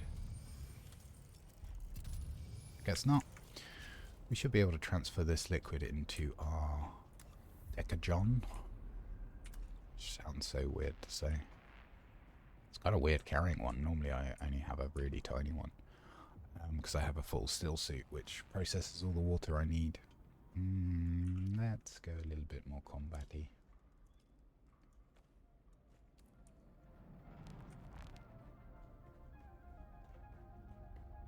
Hello. Oh, really? They're all grouped up that end? Okay. Let's see if we can get them to separate a bit. That's separated enough for my liking.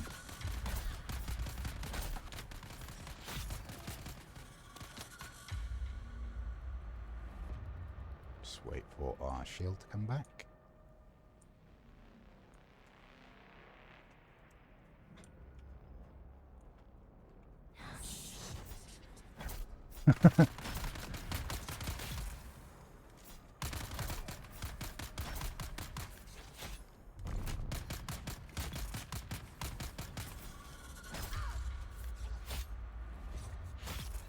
So generally speaking, they don't drop anything useful, especially if, let's say, that fuel cell is actually a rare loot, believe it or not.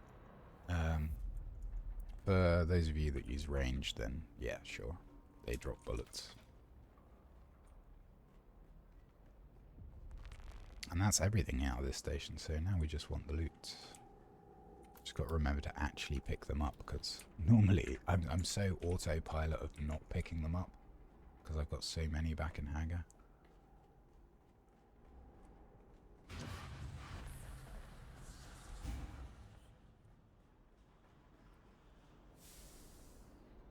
Mark 5 sandbike tread.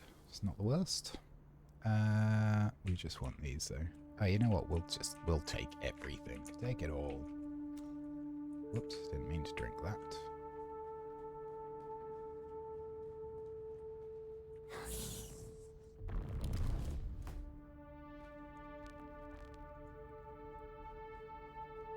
Can't remember if there's anything in this side this week.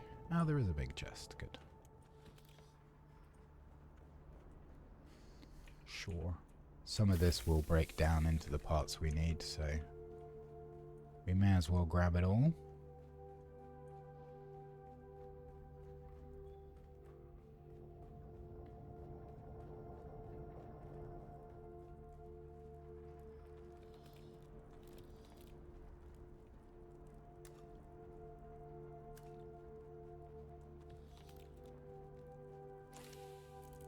Sure.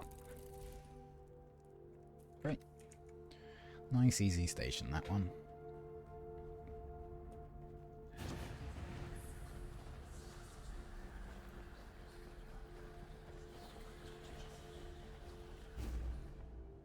We'll drop off and recycle and hit another, I think.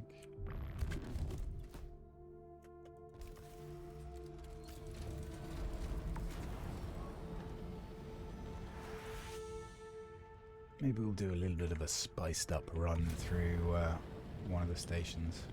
I don't generally like using Spice Prescience, and the reason is I just don't want to get used to the damage and timing, because it reduces cooldowns and increases damage. And when I'm doing NPC fights, I know exactly how many hits they need, but as soon as I put Prescience on, that changes. And if I get used to the increased damage, it's probably going to throw off my game a little bit. It's a great thing to pop if you're in PvP though. Massive advantage. I'm not sure you can be poisoned or burnt whilst you're under the effect. I know it now clears those status effects when you go into the Spice Prescience state.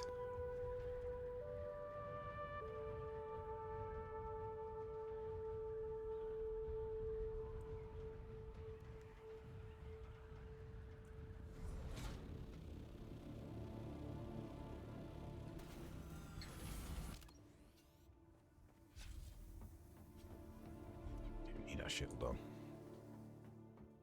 on. Did I make the recycling bench again? I did.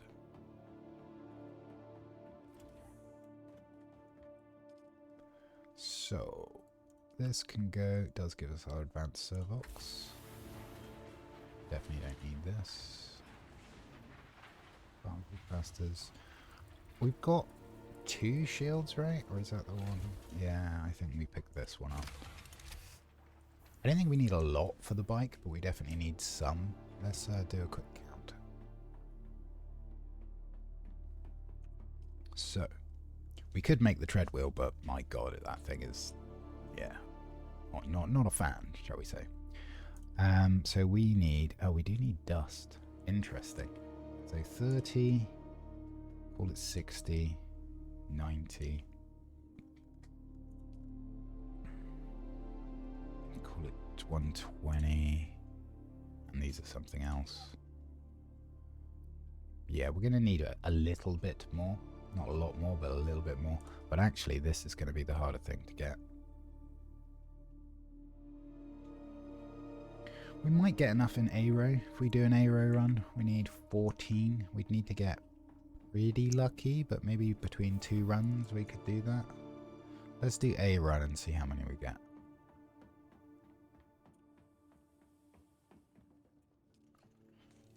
That's fine. Alright, let's put the rest of this stuff away.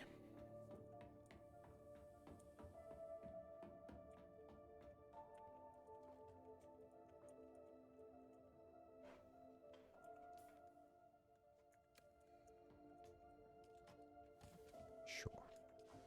Actually, is there anything left in here? Yeah, I picked up some more bits. I'm just gonna take these with me. Like we made one of these, we made one of these, which we're wearing.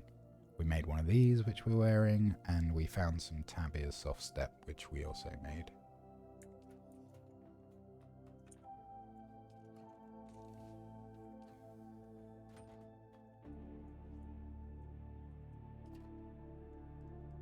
That shouldn't be in there. It should be in there. Oh, that's why it's in there, because it's full. Let's see, this is now finished, so give me a bit more cobalt paste to use up the last of the water.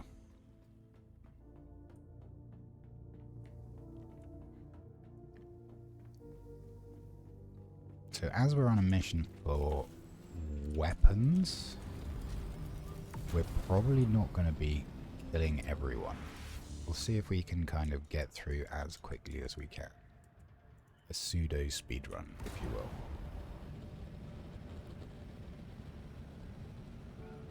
Take us a hot minute to get there though, because we're only in Mark 5 Scout. And we'll run through, we'll pick up the money too. We may even fly to Arakeen. Yeah, you know what, we'll do an Aero run. If we get 7 or more blades that will recycle into the dust, then we'll just bring it back and recycle. If we don't, we'll hop over to Arakeen, because we're waiting on bodies to give us more water anyway, and see if the vendors refresh their Dinodyne dust supply. And we need 14 in total. I think 7 would be a bit optimistic. Maybe. They also respawn quite quickly in Aero, so it definitely would be scavengeable. We could also potentially like pick some up out of the buried treasures, but they're so rare there. Keep half an eye on bases which may have been abandoned where we can take the plast. Do you still have a sub-thief? Doesn't look like you do.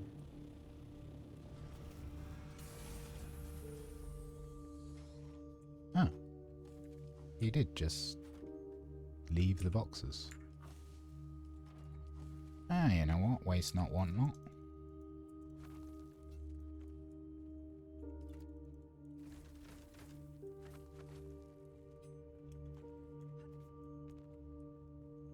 We don't need the power blocks, we don't need the granite, and we don't need salvaged metal. I will, however, take this plast, because we can't produce plast, so having an amount of it is actually kind of handy.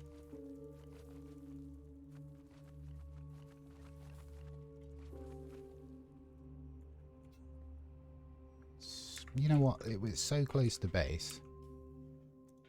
Let's run it back.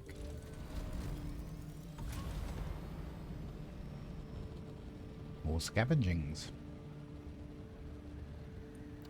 Tio, which was the name of one of the containers, was one of the winners from my giveaway I did last year.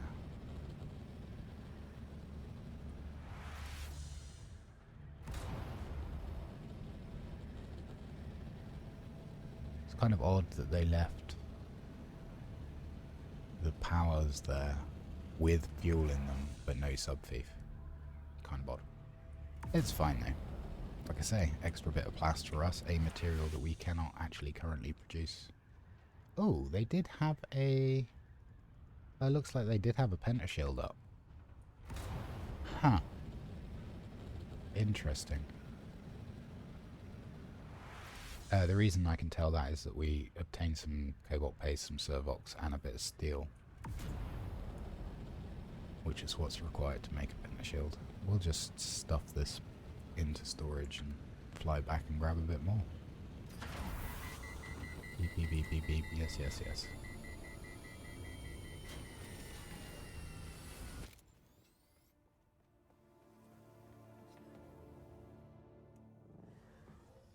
Sure, I had some plast somewhere already as well. Oh, that's very full. That's full. That's mostly full. Alright, let's make another one of these, since we're actually carrying quite a lot of iron. It doesn't really matter what order we put things in, because everything's getting torn down for the Borealis Storm Apex hits. Interesting little graphical bug there on that node. It actually just stopped, but it was still sparking from having been harvested with a cut array.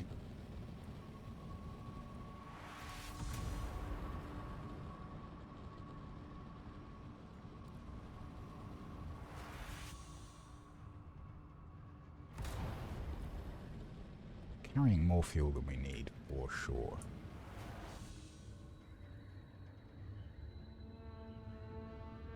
And I did queue up another 10, didn't I? And that's so that we can do another Spice Crawler run.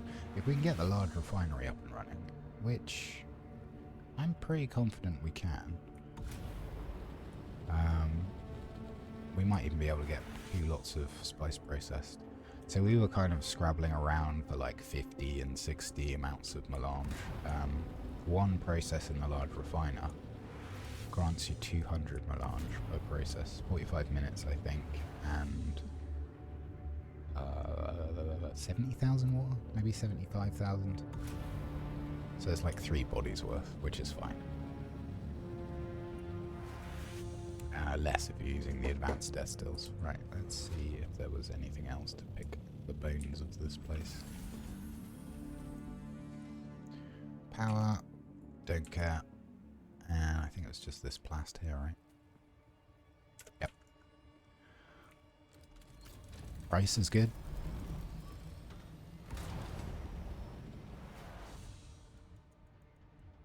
Was that right next to... Oh, they were built right next to the station. Interesting.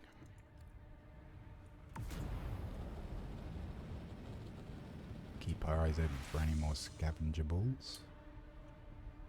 Be interesting to see what our total count of plastanium is, because I don't think that was the first lot we got either. I'm pretty sure yesterday's stream we found an abandoned base too.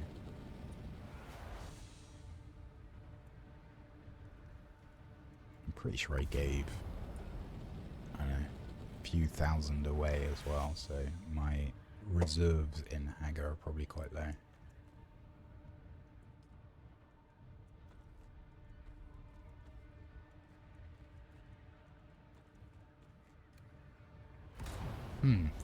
Just noticed our shield. It's a little bit low.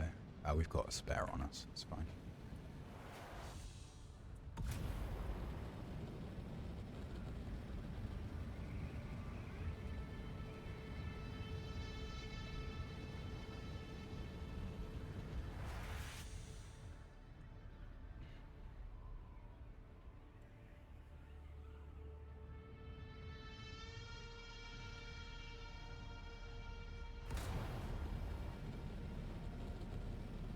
Quite impressed with how well our salvage stuff has lasted. Saved us a lot of hassle. And it, honestly, it was quite nice getting some use out of the buggy. I think thus far, and I'm only saying thus far because we'll probably do a sandcrawl later, we have only been eaten once, and it was off stream whilst I was greeding across a gap with a bike. It's like, I can probably make it, and I in fact could not make it. Now there's 2 wrecks here. Yeah, this is the one we want first.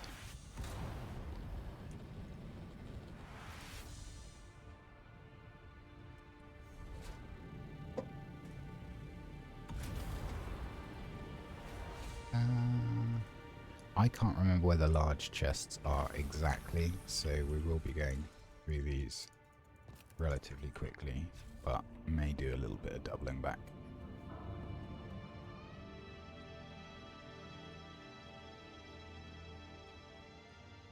We'll take the money. We'll hit the stations too, but we're going to be kind of going through those very fast. I think only the large chests can spawn what we need, so actually we don't need these smaller ones. Sure, the cash is nice, but we're not struggling for Solaris. And we did quite a lot of farming of this right at the start. I think there's a chest this way. Oh! Get up. Yeah, there is. Okay, no blade. Is there another large one? There's only a small one here. And we are now tanky enough with our Mark 6 battery and Mark 5 shield to just kind of ignore these guys. There's 2 here which potentially can carry blades. The first one did not. Oh! Now, for some reason, the mobs in this row deplete shields extremely quickly. Like faster than they do beyond A row. Which is kind of odd, but is definitely a thing. Okay, first wreck, no blade. We're also specifically after short blades and rapiers, even though at the beginning of the week we were really struggling for carbide scraps. It's kind of the other way around now. We're okay for carbide scraps. You generally use less scraps in vehicle production than you do dust as well. But dust is required for some things.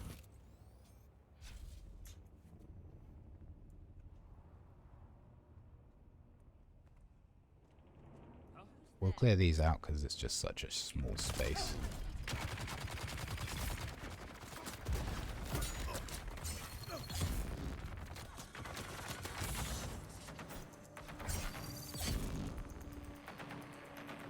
And again, the only chest that there are 2 other chests in here, but the only one we're interested in are the 2 behind this door.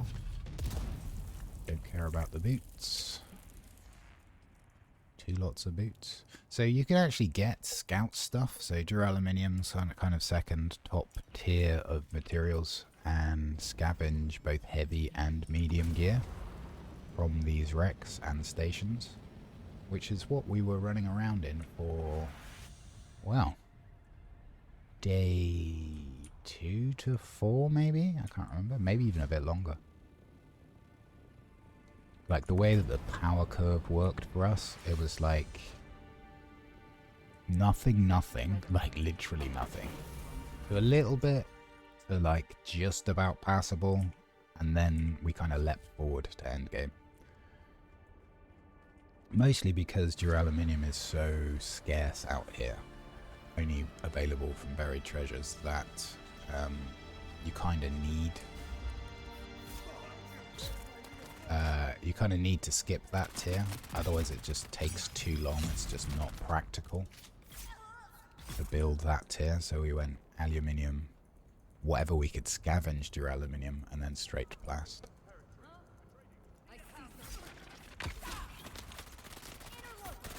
Uh-oh.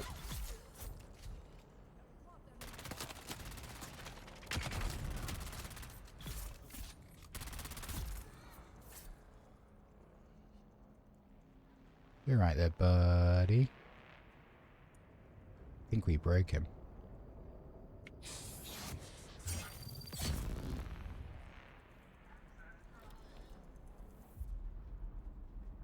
So there was a big chest on the opposite side to here, wasn't there? I suppose I did say we kind of wanted these things too, so we'll grab a few more.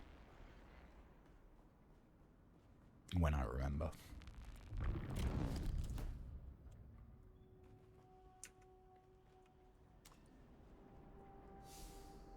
Don't need another welding torch. Advanced Servox.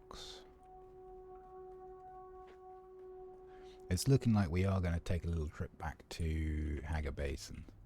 But maybe we go via, whoops, our base to cycle the bodies once more. That's probably the most sensible thing to do. Let's check this side. I think there's a large chest in here. Yeah.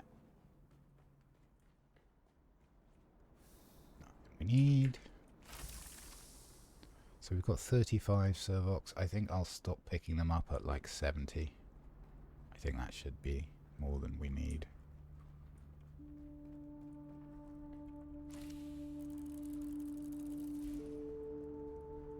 At 69. Nice.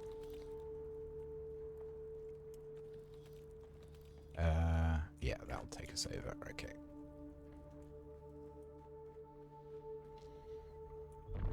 Easy peasies. So this obviously exactly the same layout as the station beyond Aero in PvE this week. The mobs are tankier out beyond Aero, but they do less damage, which I'm still struggling to understand if that was intentional or not. And if it was intentional, why? Why would you make the bad guys technically easier the deeper you go?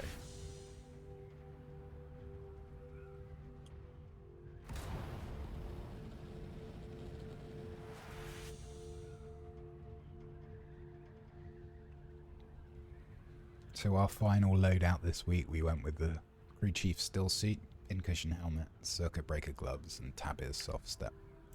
As you can see, they've had very little wear because we haven't died since we've had them. And it's pretty rare we'll enter an encounter and let our shield get destroyed. So our shield and battery takes the majority of the wear here.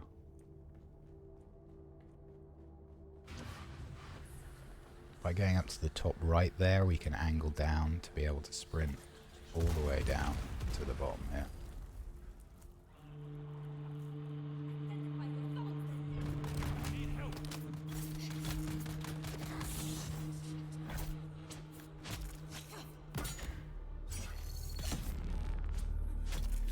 Now, rather randomly, this locker here can yeah, see, we've got a rare loot there, buggy tread, which we don't need, but it can bury occasionally, hold a weapon, but it is extremely rare.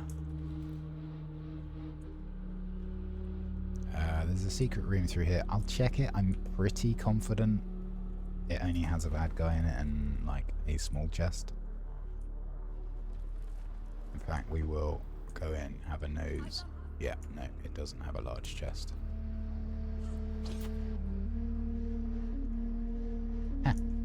Bye.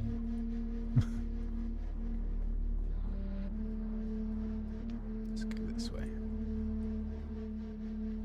Some of these stations, like, I can see what they've done in terms of designing it. So it's designed for us to go straight through, wrap around here, come through this room. Like, it does have a flow, but if you, for whatever reason, kind of don't go with that design flow, it can be actually quite easy to get lost in these places. And sometimes it's actually faster to go a different way as well. So, like, this station is actually faster to go a different way. No, thank you. I think that's it.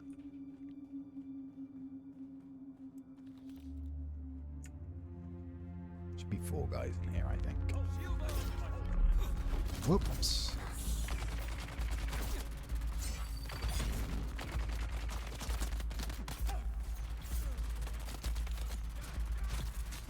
is our shield not taking any damage from that? That was bizarre.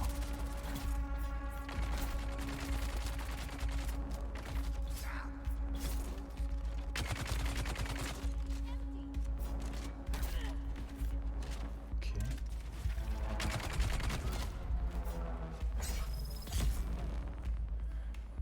These, like, checking the bad guys' bodies, you don't see me do it very often because, well, there's just nothing they drop that we need.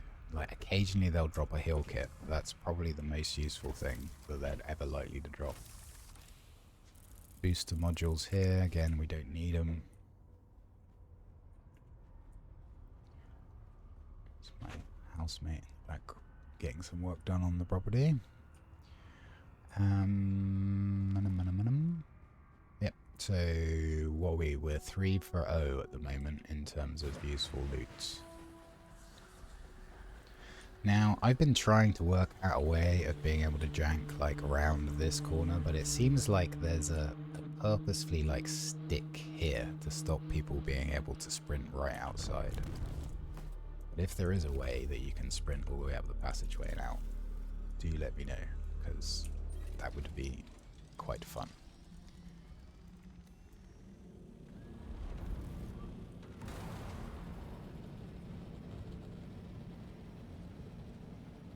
Now, it's entirely possible, if we don't get the count that I'm after, and we go to Arakeen, that the vendor doesn't have any stuff ready for us, because they have a cooldown. I think they sell... Pretty sure they sell 15. We'll have to check. We definitely have used them twice on this run, using Solaris that we've obtained from A-Row, so, and only once we had the power of flight to leave the desert, because when we arrived, we threw our ornithopter away along with our welding torch.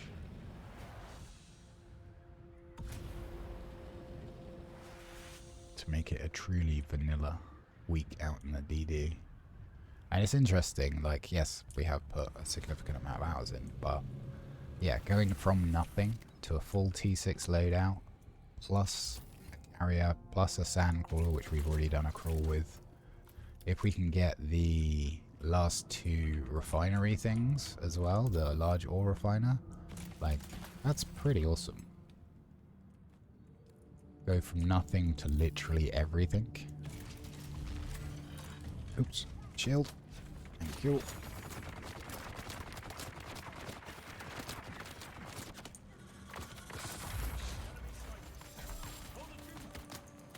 It's a nasty combination of opponents.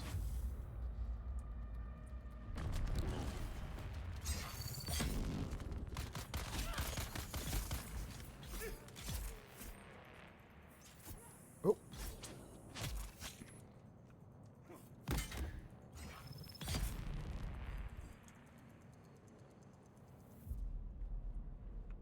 Just on the off chance, like, it's... The drop rate of weapons on enemies is unbelievably low. Okay, so now we're 1 of... what did I say we needed? 14. So you can see here, Mercenary Scouts, Duraluminium tier, just dropping. 2, 14. Okay, okay. That's good, getting 2 from 1 wreck. We'll hop the gap here, I think. Let me just double check, because one of them... No, it's this one. So actually, it's quicker, believe it or not, to exit the DD and then come back in. I'm not going to do it anyway. I'm going to do it this way because it's... if you exit out here, you reappear here, I think. Now I'm doubting myself.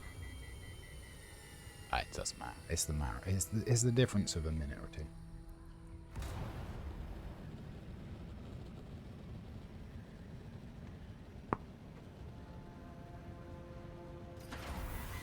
Beep, beep, beep, beep, beep.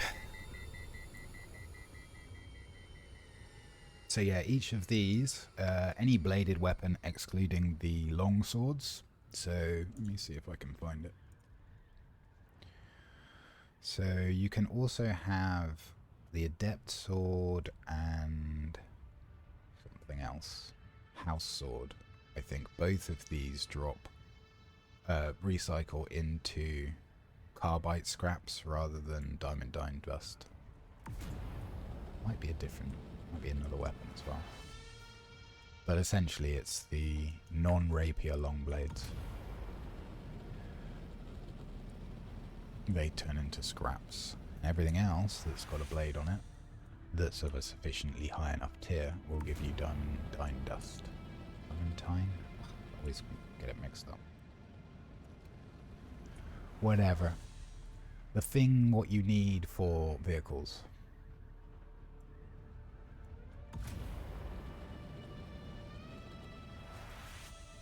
It's still kind of odd seeing all this titanium and stravinium. Oh, there's someone else here already. In Aero. I don't think it was necessarily a bad thing.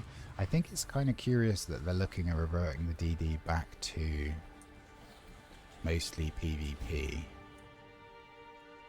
if they don't give PvE players a reasonable option for getting spice. Because at the moment, I know people would argue, oh, you can just go and get it from Haga. Yeah, you can. I wonder who that is.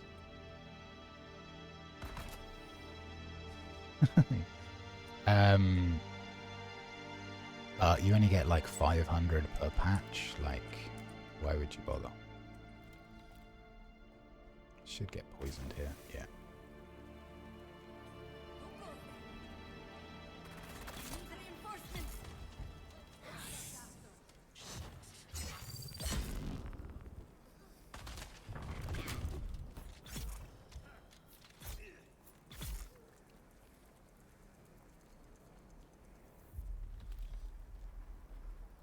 So I would cure the poison, but actually we're going to be going through a few more. Oh, are we?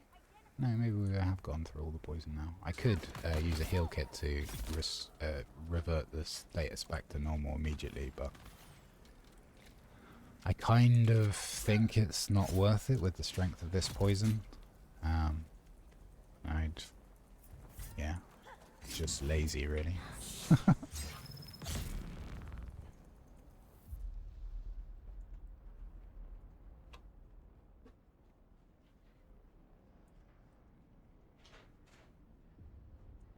Apologies for the background noise. The joys of a shared house, hey?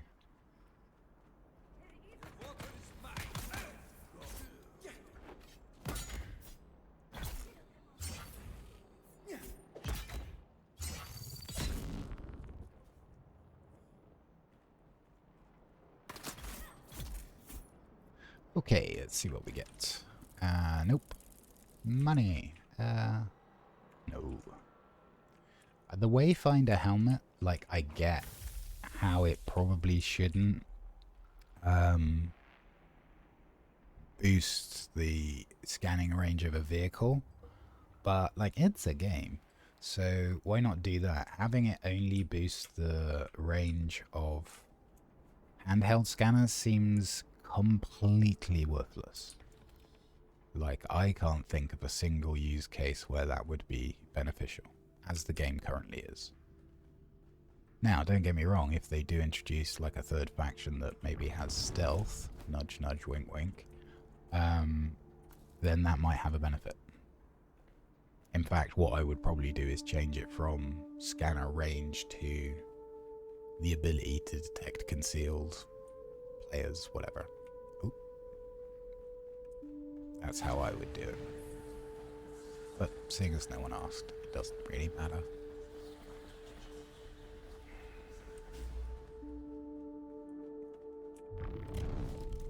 Oh, looks like Tomo is still inside. Wow, can I get off this ship, please? Game. Oh my god. Funcom jank abounds.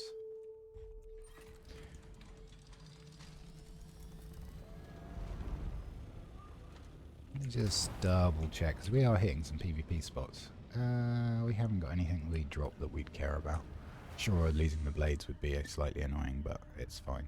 We also wouldn't drop any of our loadout, anything in here, wouldn't drop this. I don't think he drops spice food or heal kits. We would drop our fuel, but it doesn't really matter. Also, I think the chances of anybody being out here that are likely to kill us are extremely slim. Even if we meet someone that's hostile, we'll probably be fine. In fact, what we would probably do is disengage from the situation, change our skills up, and then go and re-engage.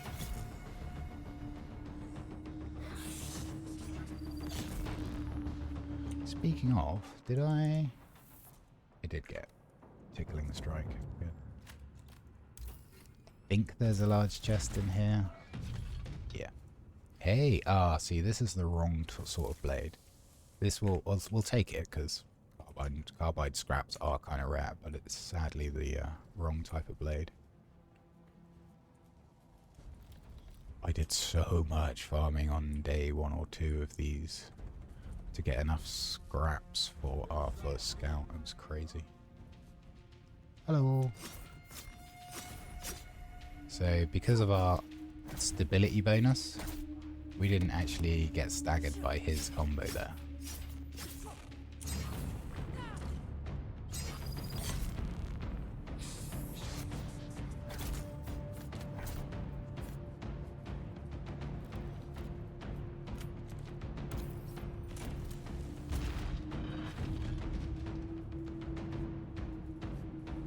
Three guys in here.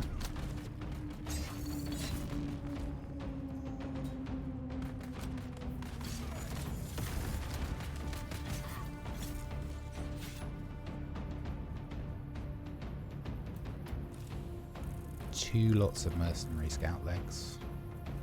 I should actually be looking at the schematics because some of the stations do actually drop things which are useful.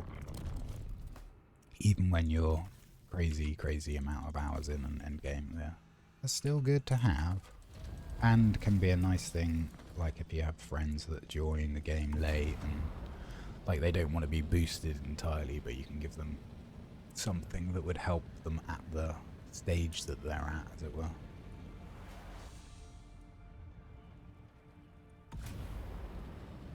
If there's anybody thinking of trying the game, I definitely recommend it. Like, it is worth it just for the starting map alone. That is fantastic fun. And there's some free updates and stuff, which is all nice. But I would also recommend lightly declining any assistance, at least until you get out here in the deep desert. There's a lot of the fun in this game, this is going to sound like sound pretty stupid, is to do with the struggle. It's the challenge, which is why we did this challenge week. Oh, it looks like, oh no.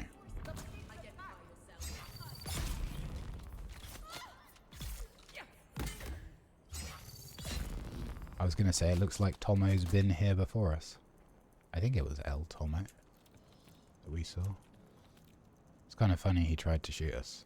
We were in PvE. And I wouldn't have hovered in front of him like we did if we weren't. Go away. Sure, we'll take the complex machinery. Take the silicon block, iron, more complex machinery. This is all stuff we can dump if we need the space though. Nice. So we're up to 3. That's obviously where we got our buggy storage from.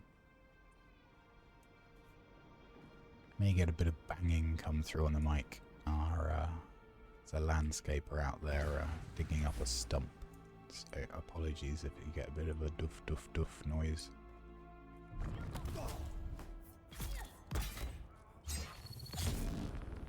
Timing your block like that allows you to parry, creating a window of opportunity to slow blade. That window of opportunity is likely to disappear with future patches. There was a brief window of time where enemies would behave like players, in terms of if you put them into a stunned state, they would dash out of it. And what you had to do was apply a significant enough pressure to let's see, these are good.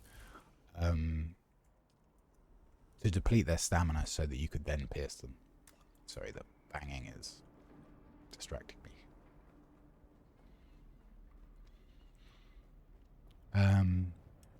Yeah, so I am sort of in two minds about the reverting those changes, because they are going to put them back so that essentially it takes longer to kill an enemy. I don't think it actually increases the challenge. So whereas at the moment I just need to burn one cooldown, stun an opponent, and I will be able to get a pierce off on them. Later I will have to burn 3 cooldowns. Or put them into a staggered state with some light attacks several times in a row. I think there are better ways that you could improve the quote-unquote difficulty. That I think would be more fun.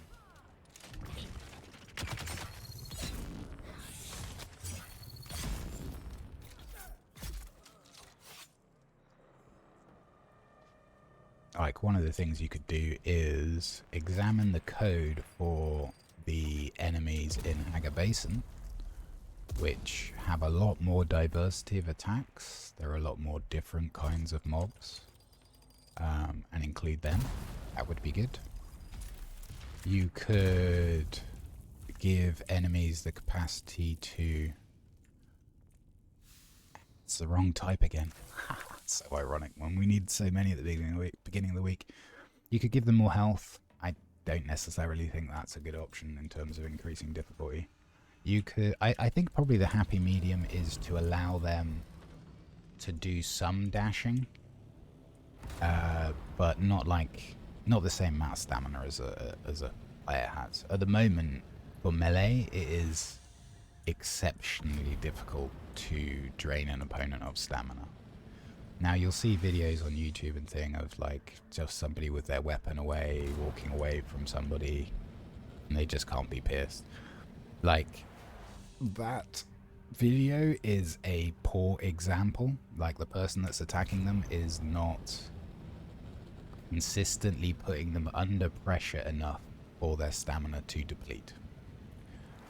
Which is quite easy to do because your stamina gets locked and cannot regen if you're under pressure. Now, applying pressure does require you to use some stamina, but certainly with the use of Crippling Strike and Suspensor Blast, you can force your opponent to use more stamina than you are. And Suspensor Blast is a great example because it doesn't use... I don't think it uses stamina to go off. It doesn't. I think because Funcom things, it doesn't have the capacity to go off if you're literally at 0 stamina, but it doesn't cost you any either.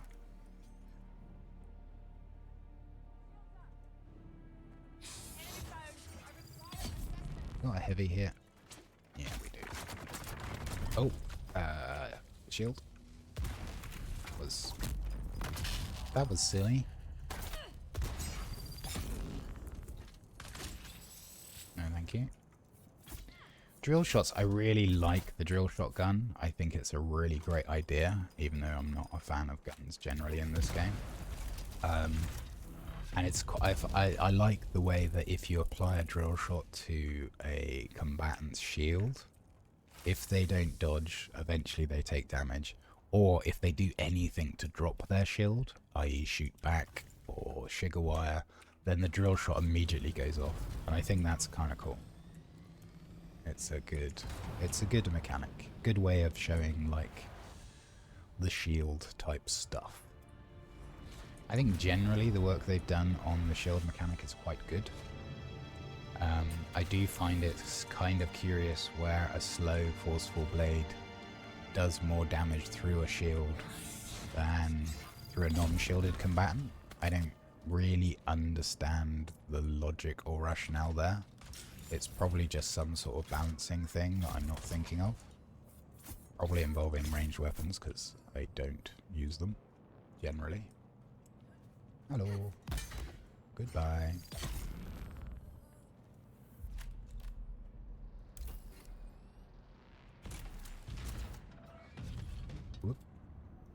see if we can pick this out without picking up the fuel cells. Yeah. The disadvantage of having a high level cut array is when you are blowing up these things, you gather a lot of scrap metal, which you can mitigate by not using a good cut array to burn through metal. You can use literally one you make out of scrap metal, but then you're using up an extra slot in your inventory, and I always run around with the capacity to do compacting everything, basically. These very occasionally, again, can have weapons in them. Although, I keep saying that, I don't think I've seen it for a couple of weeks now. So, maybe they changed that. They do, unfortunately, have a habit of changing things and not telling anybody about stuff they've changed. Which I don't know if it's because it's an unintended change that they didn't realise, or if they just don't care enough to communicate it to players. I'm sure that there are instances where they choose not to share information with players because it would highlight an exploit or a vulnerability or whatever that they fixed, and they're concerned there would be another way of implementing it. That's not what I'm talking about, though. I'm talking about a whole raft of things they change without telling people.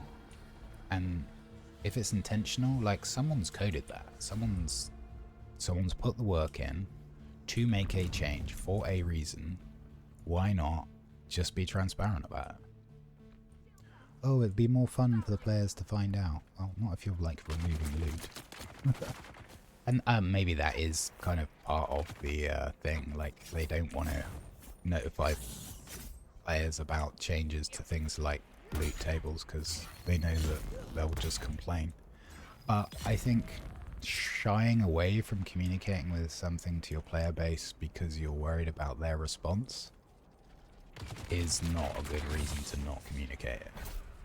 Like, just tell people and take it on a chin. And if, you know, if you've got a rationale about it, like why you're doing it that would help people embrace the change, then let them know. Even if it's like, well, we're making this change now so people can get used to it because there's something coming later. Like, you don't even need to tell people if it would be sharing information that you're not ready to share, but just sort of let them know. Just say there's something coming later that means we're changing this now. And that, you know, that can generate excitement amongst players, like, I wonder what's coming. They can discuss, debate. Just be a bit more transparent about what you're doing, why. Generally speaking, it's a good idea.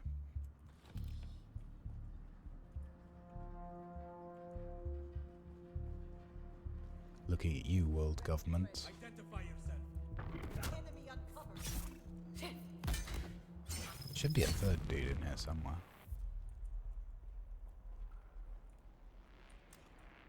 Maybe not. Swing and a miss for this station. We are starting to run out of road, as it were, in terms of opportunities to get more dust. Now, we have pulled 2, I think. Or did we pull more? No, we pulled 3. So even if we're only averaging 3, oops, wrong way. It would be totally doable to farm them up with this bike, but we don't really need the bike. This is kind of like value added stuff. This is, can we do it? We've already proved that you can come into the deep desert with nothing and leave with nearly everything. Let's see if we can kind of boost the amount of everything we have.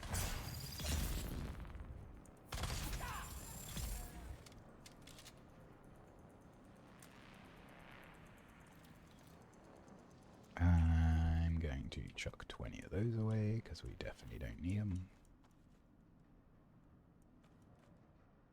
I don't need this either.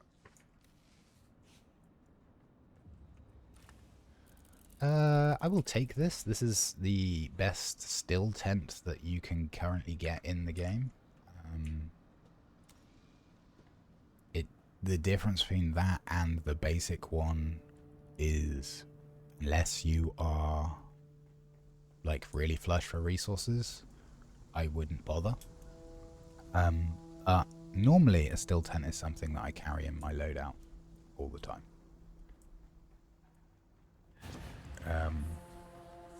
If you happen to not be able to find good shelter somewhere, it's perfect. If you need to go AFK for a little while and you're out in the deep desert, it's a great way of maintaining your moisture. If you're running a combat loadout where you're, oops, you can see in the top right there the heat level is 4 and your protection is significantly lower, then it's a great way to pass some time without losing additional moisture. So they are good. I would love to have one that was sand coloured. Just saying, like a camouflage still tent would allow you to do some awesome base raids and things. Set up traps and whatnot. Some proper guerrilla tactics, which this game kind of misses, really. I think for the most part on the servers that are the busiest, it's whoever's got the bigger numbers, right? Like, pretty much everyone that's been playing for any significant length of time already has all the gear, so it's just who has more firepower. This is the only wreck in Aero which is unguarded. If you happen to find yourself with absolutely nothing and you just need something to get yourself started, come here, make yourself a scrap cut array, and open up this door and get lucky with the loot. So if we had nothing, we'd be coming away with gloves and a shotgun. So we would immediately then be able to start doing stuff. It would be difficult, and in fact you'll be able to see from day one on the VODs here that it was hard. We died a lot, but it is possible to get up and running.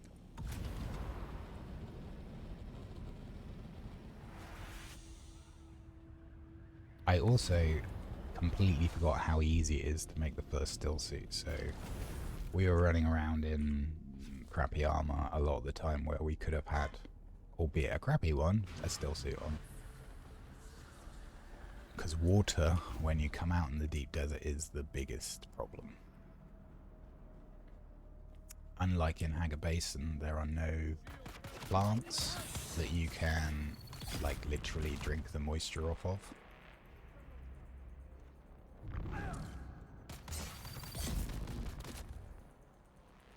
So your only options for water early game, or early stages with no equipment here, is blood.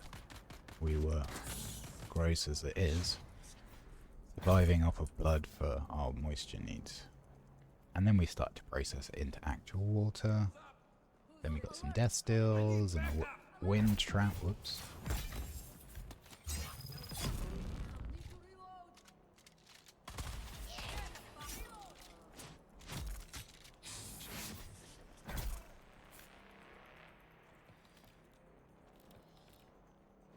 So we're up to 30,000 Solaris. That's just what we've looted here in Aero.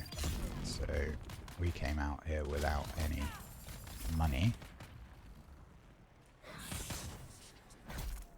And we'll see what we leave with. I think we'll probably end up with like 40,000. Camera angle changed. Oh, he's still alive.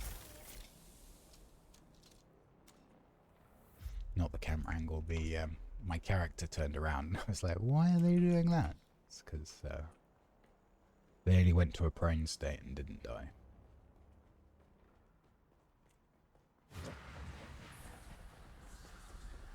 In terms of farming for what we're looking for at the moment, it is definitely better to it's better to just go for the wrecks if you want to optimize your time. God damn it.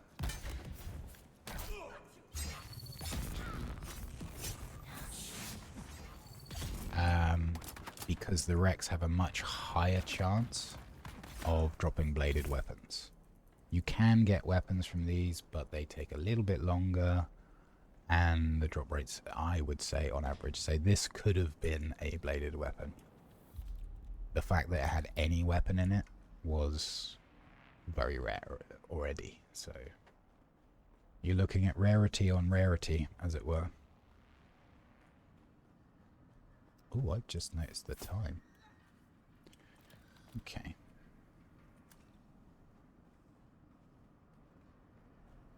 We should be able to finish all of these and go and check to see if the vendor's up.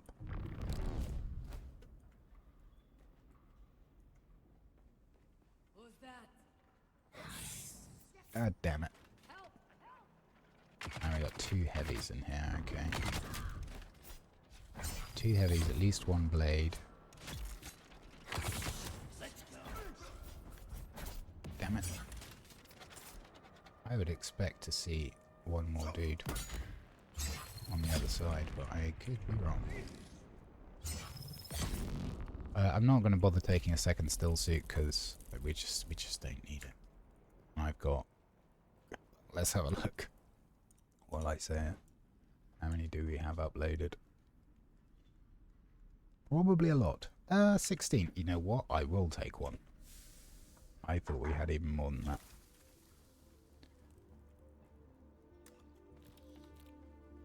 No blades though. Let me double check. I don't trust myself.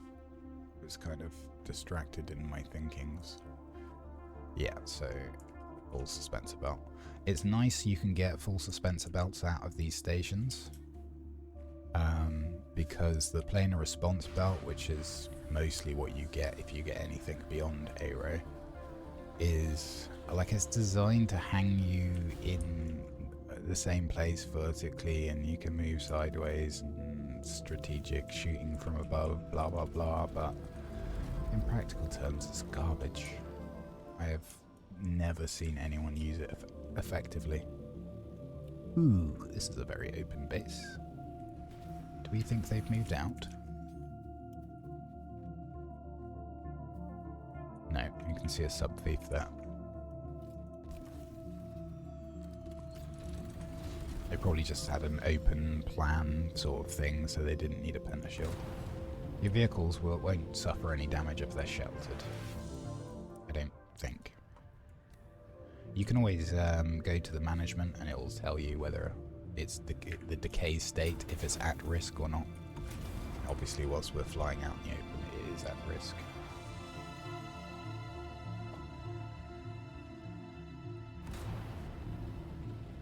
So what do we think our final tally is going to be? I think we're going to hit 40,000, but maybe not.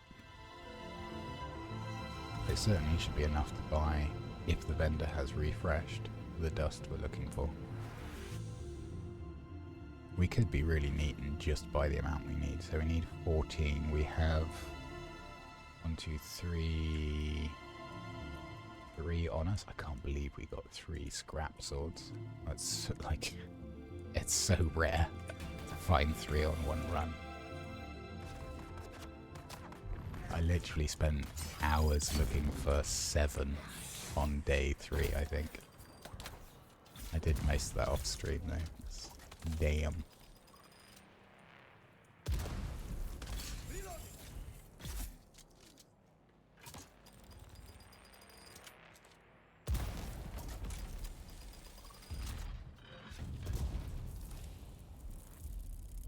One more wreck to go. 38.9. Yeah, I think we're probably going to end up at like 41,000. I think you need, I can't remember now, but I think it's like 56,000 to buy out the scraps and dust. So I remember it was 2 runs of Aero to buy it from the vendor. I can't remember exactly what the respawn time is for them, but I think it's a weird amount. It's like 20 hours, I think. And in terms of value, I wouldn't recommend doing it. Like, we're only doing it because we're on challenge week, we're not going back to Hagar, but if you need scraps or dust, Hagar Basin is the best place to consistently be able to get some. You don't get a lot, but you get enough, and you can, if you don't want to wait for respawns on chests, you can just swap to another siege via the main menu. And then go to exactly the same locations, and the chests are most like, well, the chests will be up for you. Whoops. Who was shooting us? That was weird. Getting shot. Oh, that guy.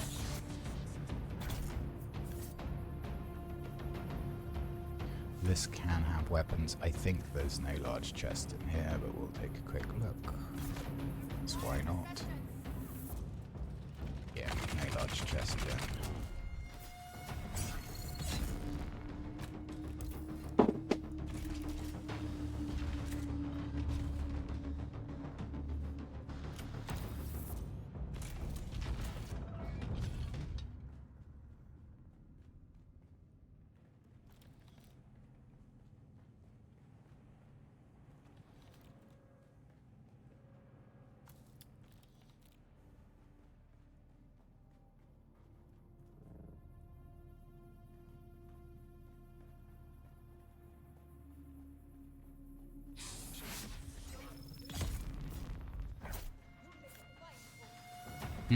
Definitely looks like we're not hitting our target of 7 for one round, which doesn't surprise me at all.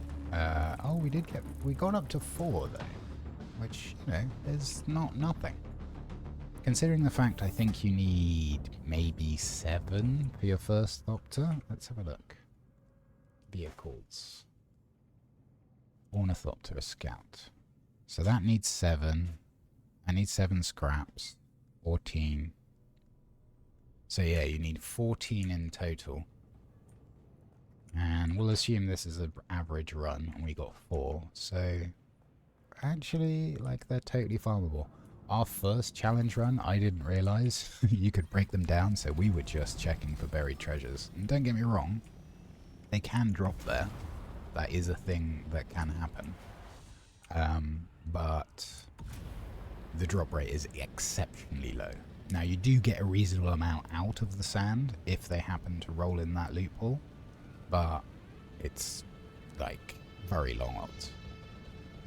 And I would suggest that it's probably more likely to happen in the PvP part of the desert than the PvE. Generally, the loot is better.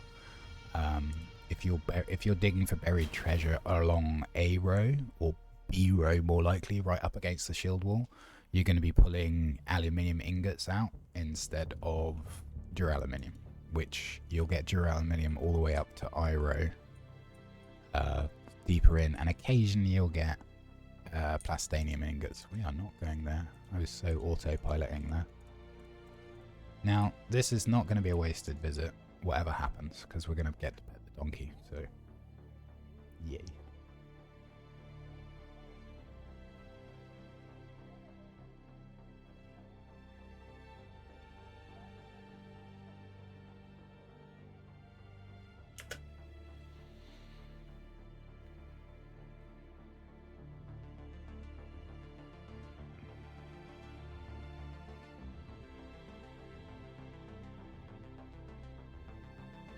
So our bodies will have definitely finished, which is good.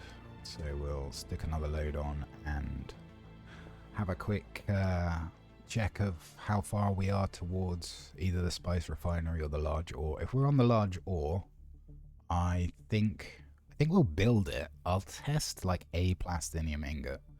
Yes, it takes less titanium ore, but if it doesn't go any faster, like I don't really see the point. Like, titanium ore is not hard to come by. We don't need to produce vast amounts of it. So, yeah, we'll check. As I say, I think it's like 30 seconds in the medium refinery is all it takes. Both capitals have a annoyingly long load screen because of, I don't know, I'm guessing some optimization issue. Haga Basin is much larger, has a lot more going on. But I suspect inside these capitals, everything is like, it's there. Whereas I think in Haga Basin, certain stuff is just not drawn until you get close enough. Like, not rendered. We'll have a quick look on the auction house. See if my snipers from the other day sold. My order's active. No. I'm curious.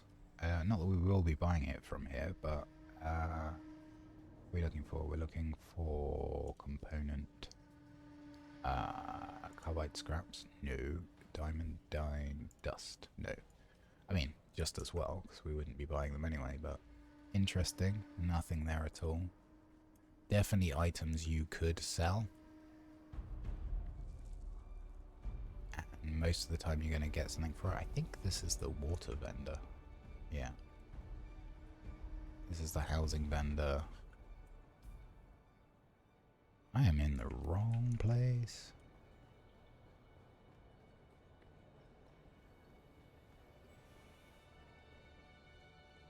What we can do though, is we can pop up here. It's the most important thing to do every time you come to Arakeen.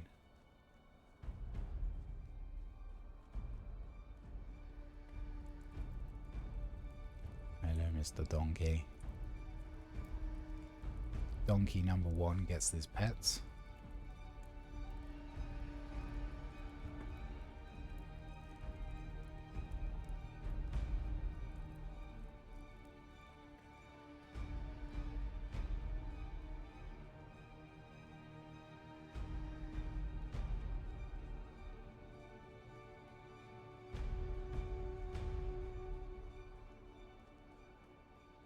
So, do you have any? How's it? You're back for more, eh? Yes, if you've got any. Hey, we are in luck. Alright, let's get the right amount here. 1, 2, 3, 4. How's it? We've got 1, You so back we only for more? need 10. So we'll take 10 exactly. Oh, yeah. So they've got 15 in stock. We'll take 10. More than enough money on us for it. What else do they sell? These prices are crazy, by the way. Don't pay for anything off of vendors. Go and find it in the world. Most of it's very easily found in Haga Basin. When you start to want larger numbers, then you might potentially want to be looking at crash ships in the DD, because they can have a lot of things in higher volumes. This donkey has a still suit, which is awesome. Still suit donkey. I kind of want one. I want one. Donkey.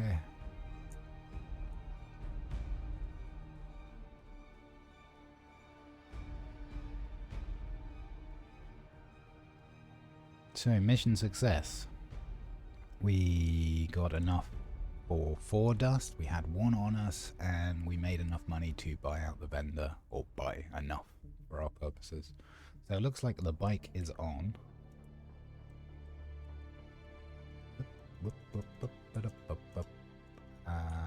We're in D7, right? So this is the entrance we want. The 3 entrances to the DD do determine where you come in, so which line you go in, and likewise, if you're coming into Haga Basin, the side you enter is the side you'll appear on the map. So if you're on this edge and you want to come here, it's probably quicker to go out, fly around, and come back in this side. Saves a bit of time.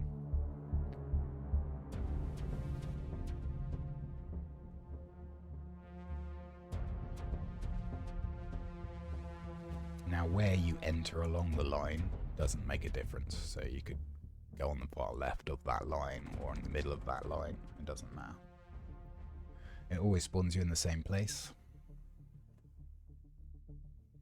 There was a rather unfortunate week at one point where some absolute bozo had built a base around where Thopters spawned in. Oh no, I think it was a week where there was a massive issue with, I think all cloud providers were getting some cyber attack thingy, but Azure, who hosts the service for this game, were getting trouble, and so players were crashing and stuff, and the spot that they were reloading players' vehicles into, someone built a base around it, essentially kept them hostage for a week, and then wrote on in lights another player's name to try and blame them for it, which is like unbelievably dumb. Who would go ahead and grief and then put their own name on the base? Like madness. And then they even tried to send that player a Discord message pretending to be Funcom staff and trying to blame me, which was even funnier.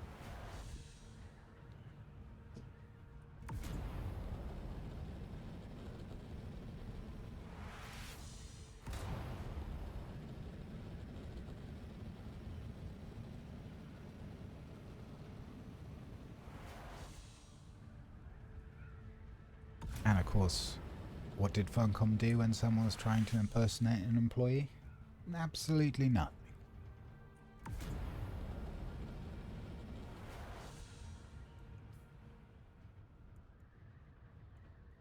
But I would imagine it's a kind of tricky situation, especially when they were discussing it via Discord, so it's a third-party app, yada yada yada.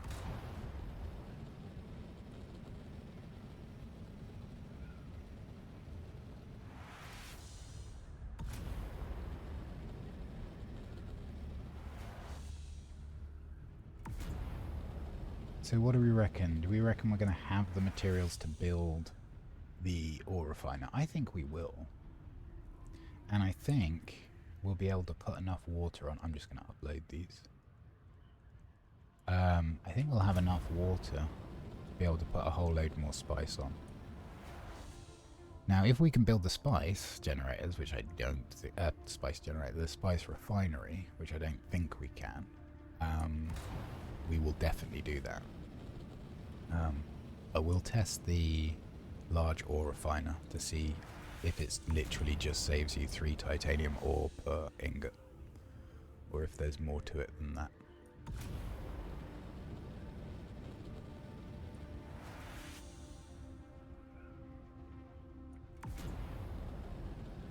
It's going to be weird getting back in a Mark 6 scout after spending a week in with Mark 4 wings and Mark 5 boosters. Certainly not going to complain.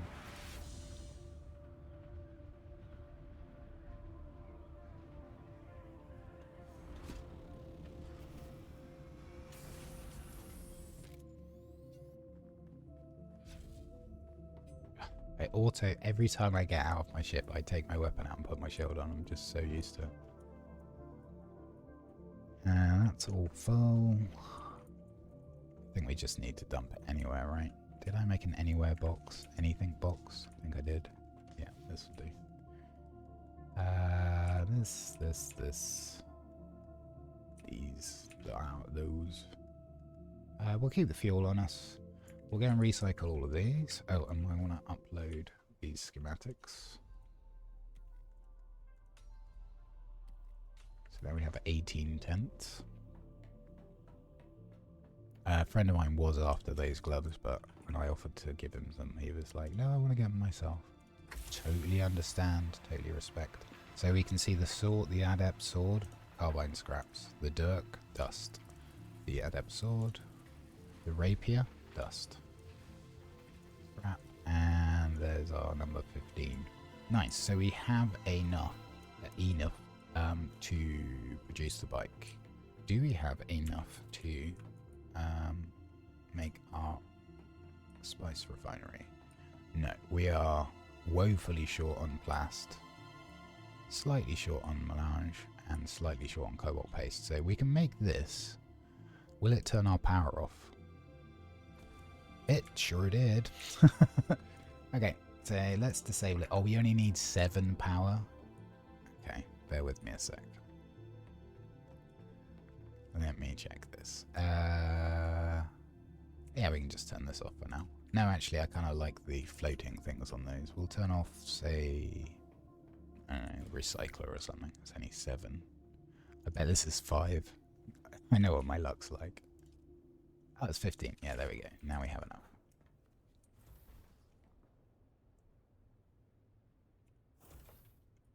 Some of the doors, their version of automatic is... what's the polite way of putting it? Part-time, I think. Part-time doors. Okay, so... this, we'll just make one. So it's 4, 1, and 1250. It takes... oh, it is slightly faster. Let me put another one in the queue so that we can actually see. So it's 20 seconds. And what were the other things? 125041, 20 seconds. 125041, 20.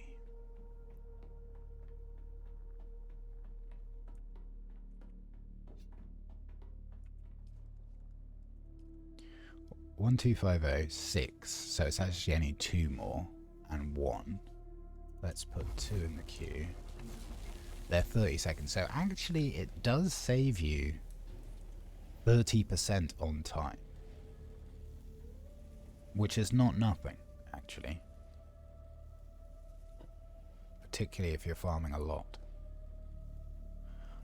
For now, we may as well actually use the large refiner. What am I doing? I'm doing Stravinium fiber. And we may as well use this one, as we've got it now, and it is slightly faster. So 2 titanium and 10 seconds off the production time.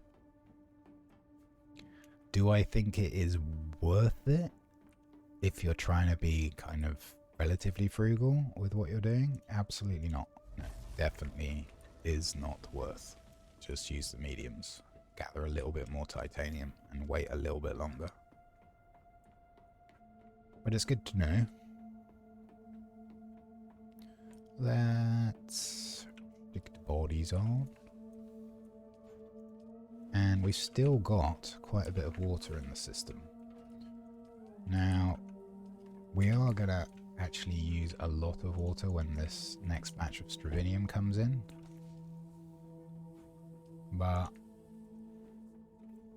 I think we're probably going to use the rest on spice, because I think the large spice refiner uses a lot of spice to construct.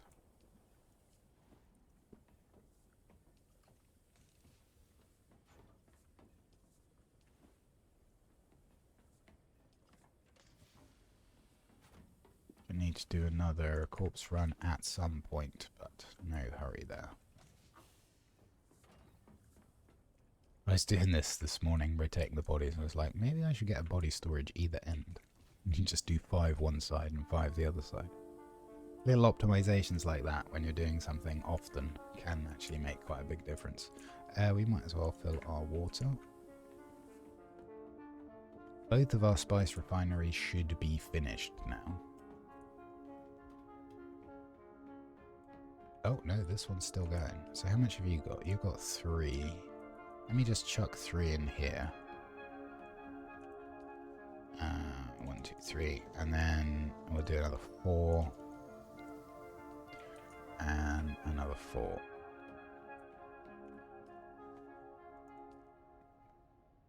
Oh, we've definitely got more sand. That we have more of.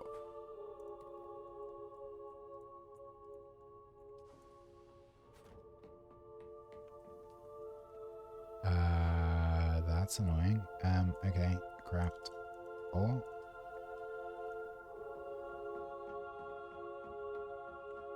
Craft the rest. Okay, and we still got loads. So this is 120. There should be 120 in each, right? Wow, I totally mathed that wrong. 220.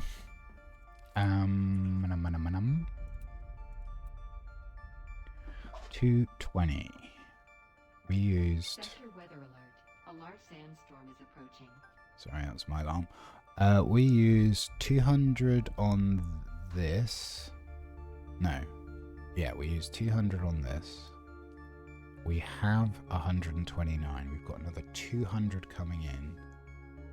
So actually, when we get the plast and cobalt through, we're going to have enough spice. We have enough spice to build it if we dismantle the... come on, brain. If we dismantle the large ore refinery, we can do that.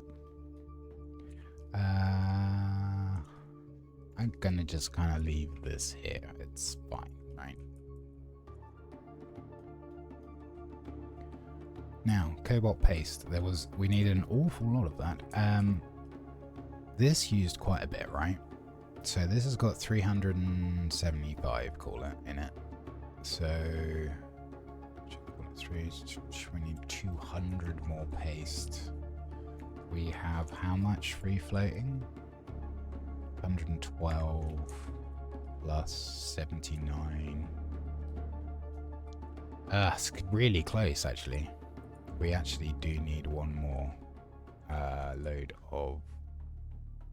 Oh, no, actually, I think we've got enough ore. We just don't have the water to process it at the moment. Yeah. Okay, so we've got everything we need. We might need a little bit more to actually make our bike, but I do want to reduce the spice refinery first. And what we'll do is we'll do a sand crawl at some point as well. Kind of like how this building came together. You know what we can do though? Because these are no longer exteriors, we can use this set. So this set is part of the set that you get with the pre-order. And it is the same strength as the very basic Chome set. But I quite like the lights. They don't actually offer very much in the way of illumination, but yeah. Yeah.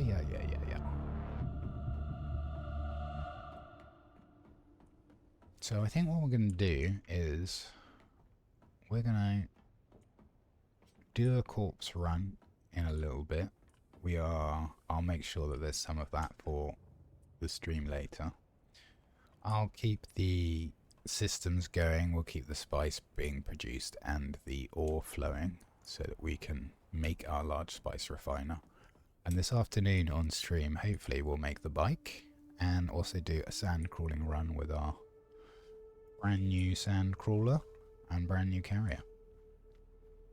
They have got a little bit wear, but as you see, as you saw at the beginning of the stream, I was just on the way back from having done our first crawl.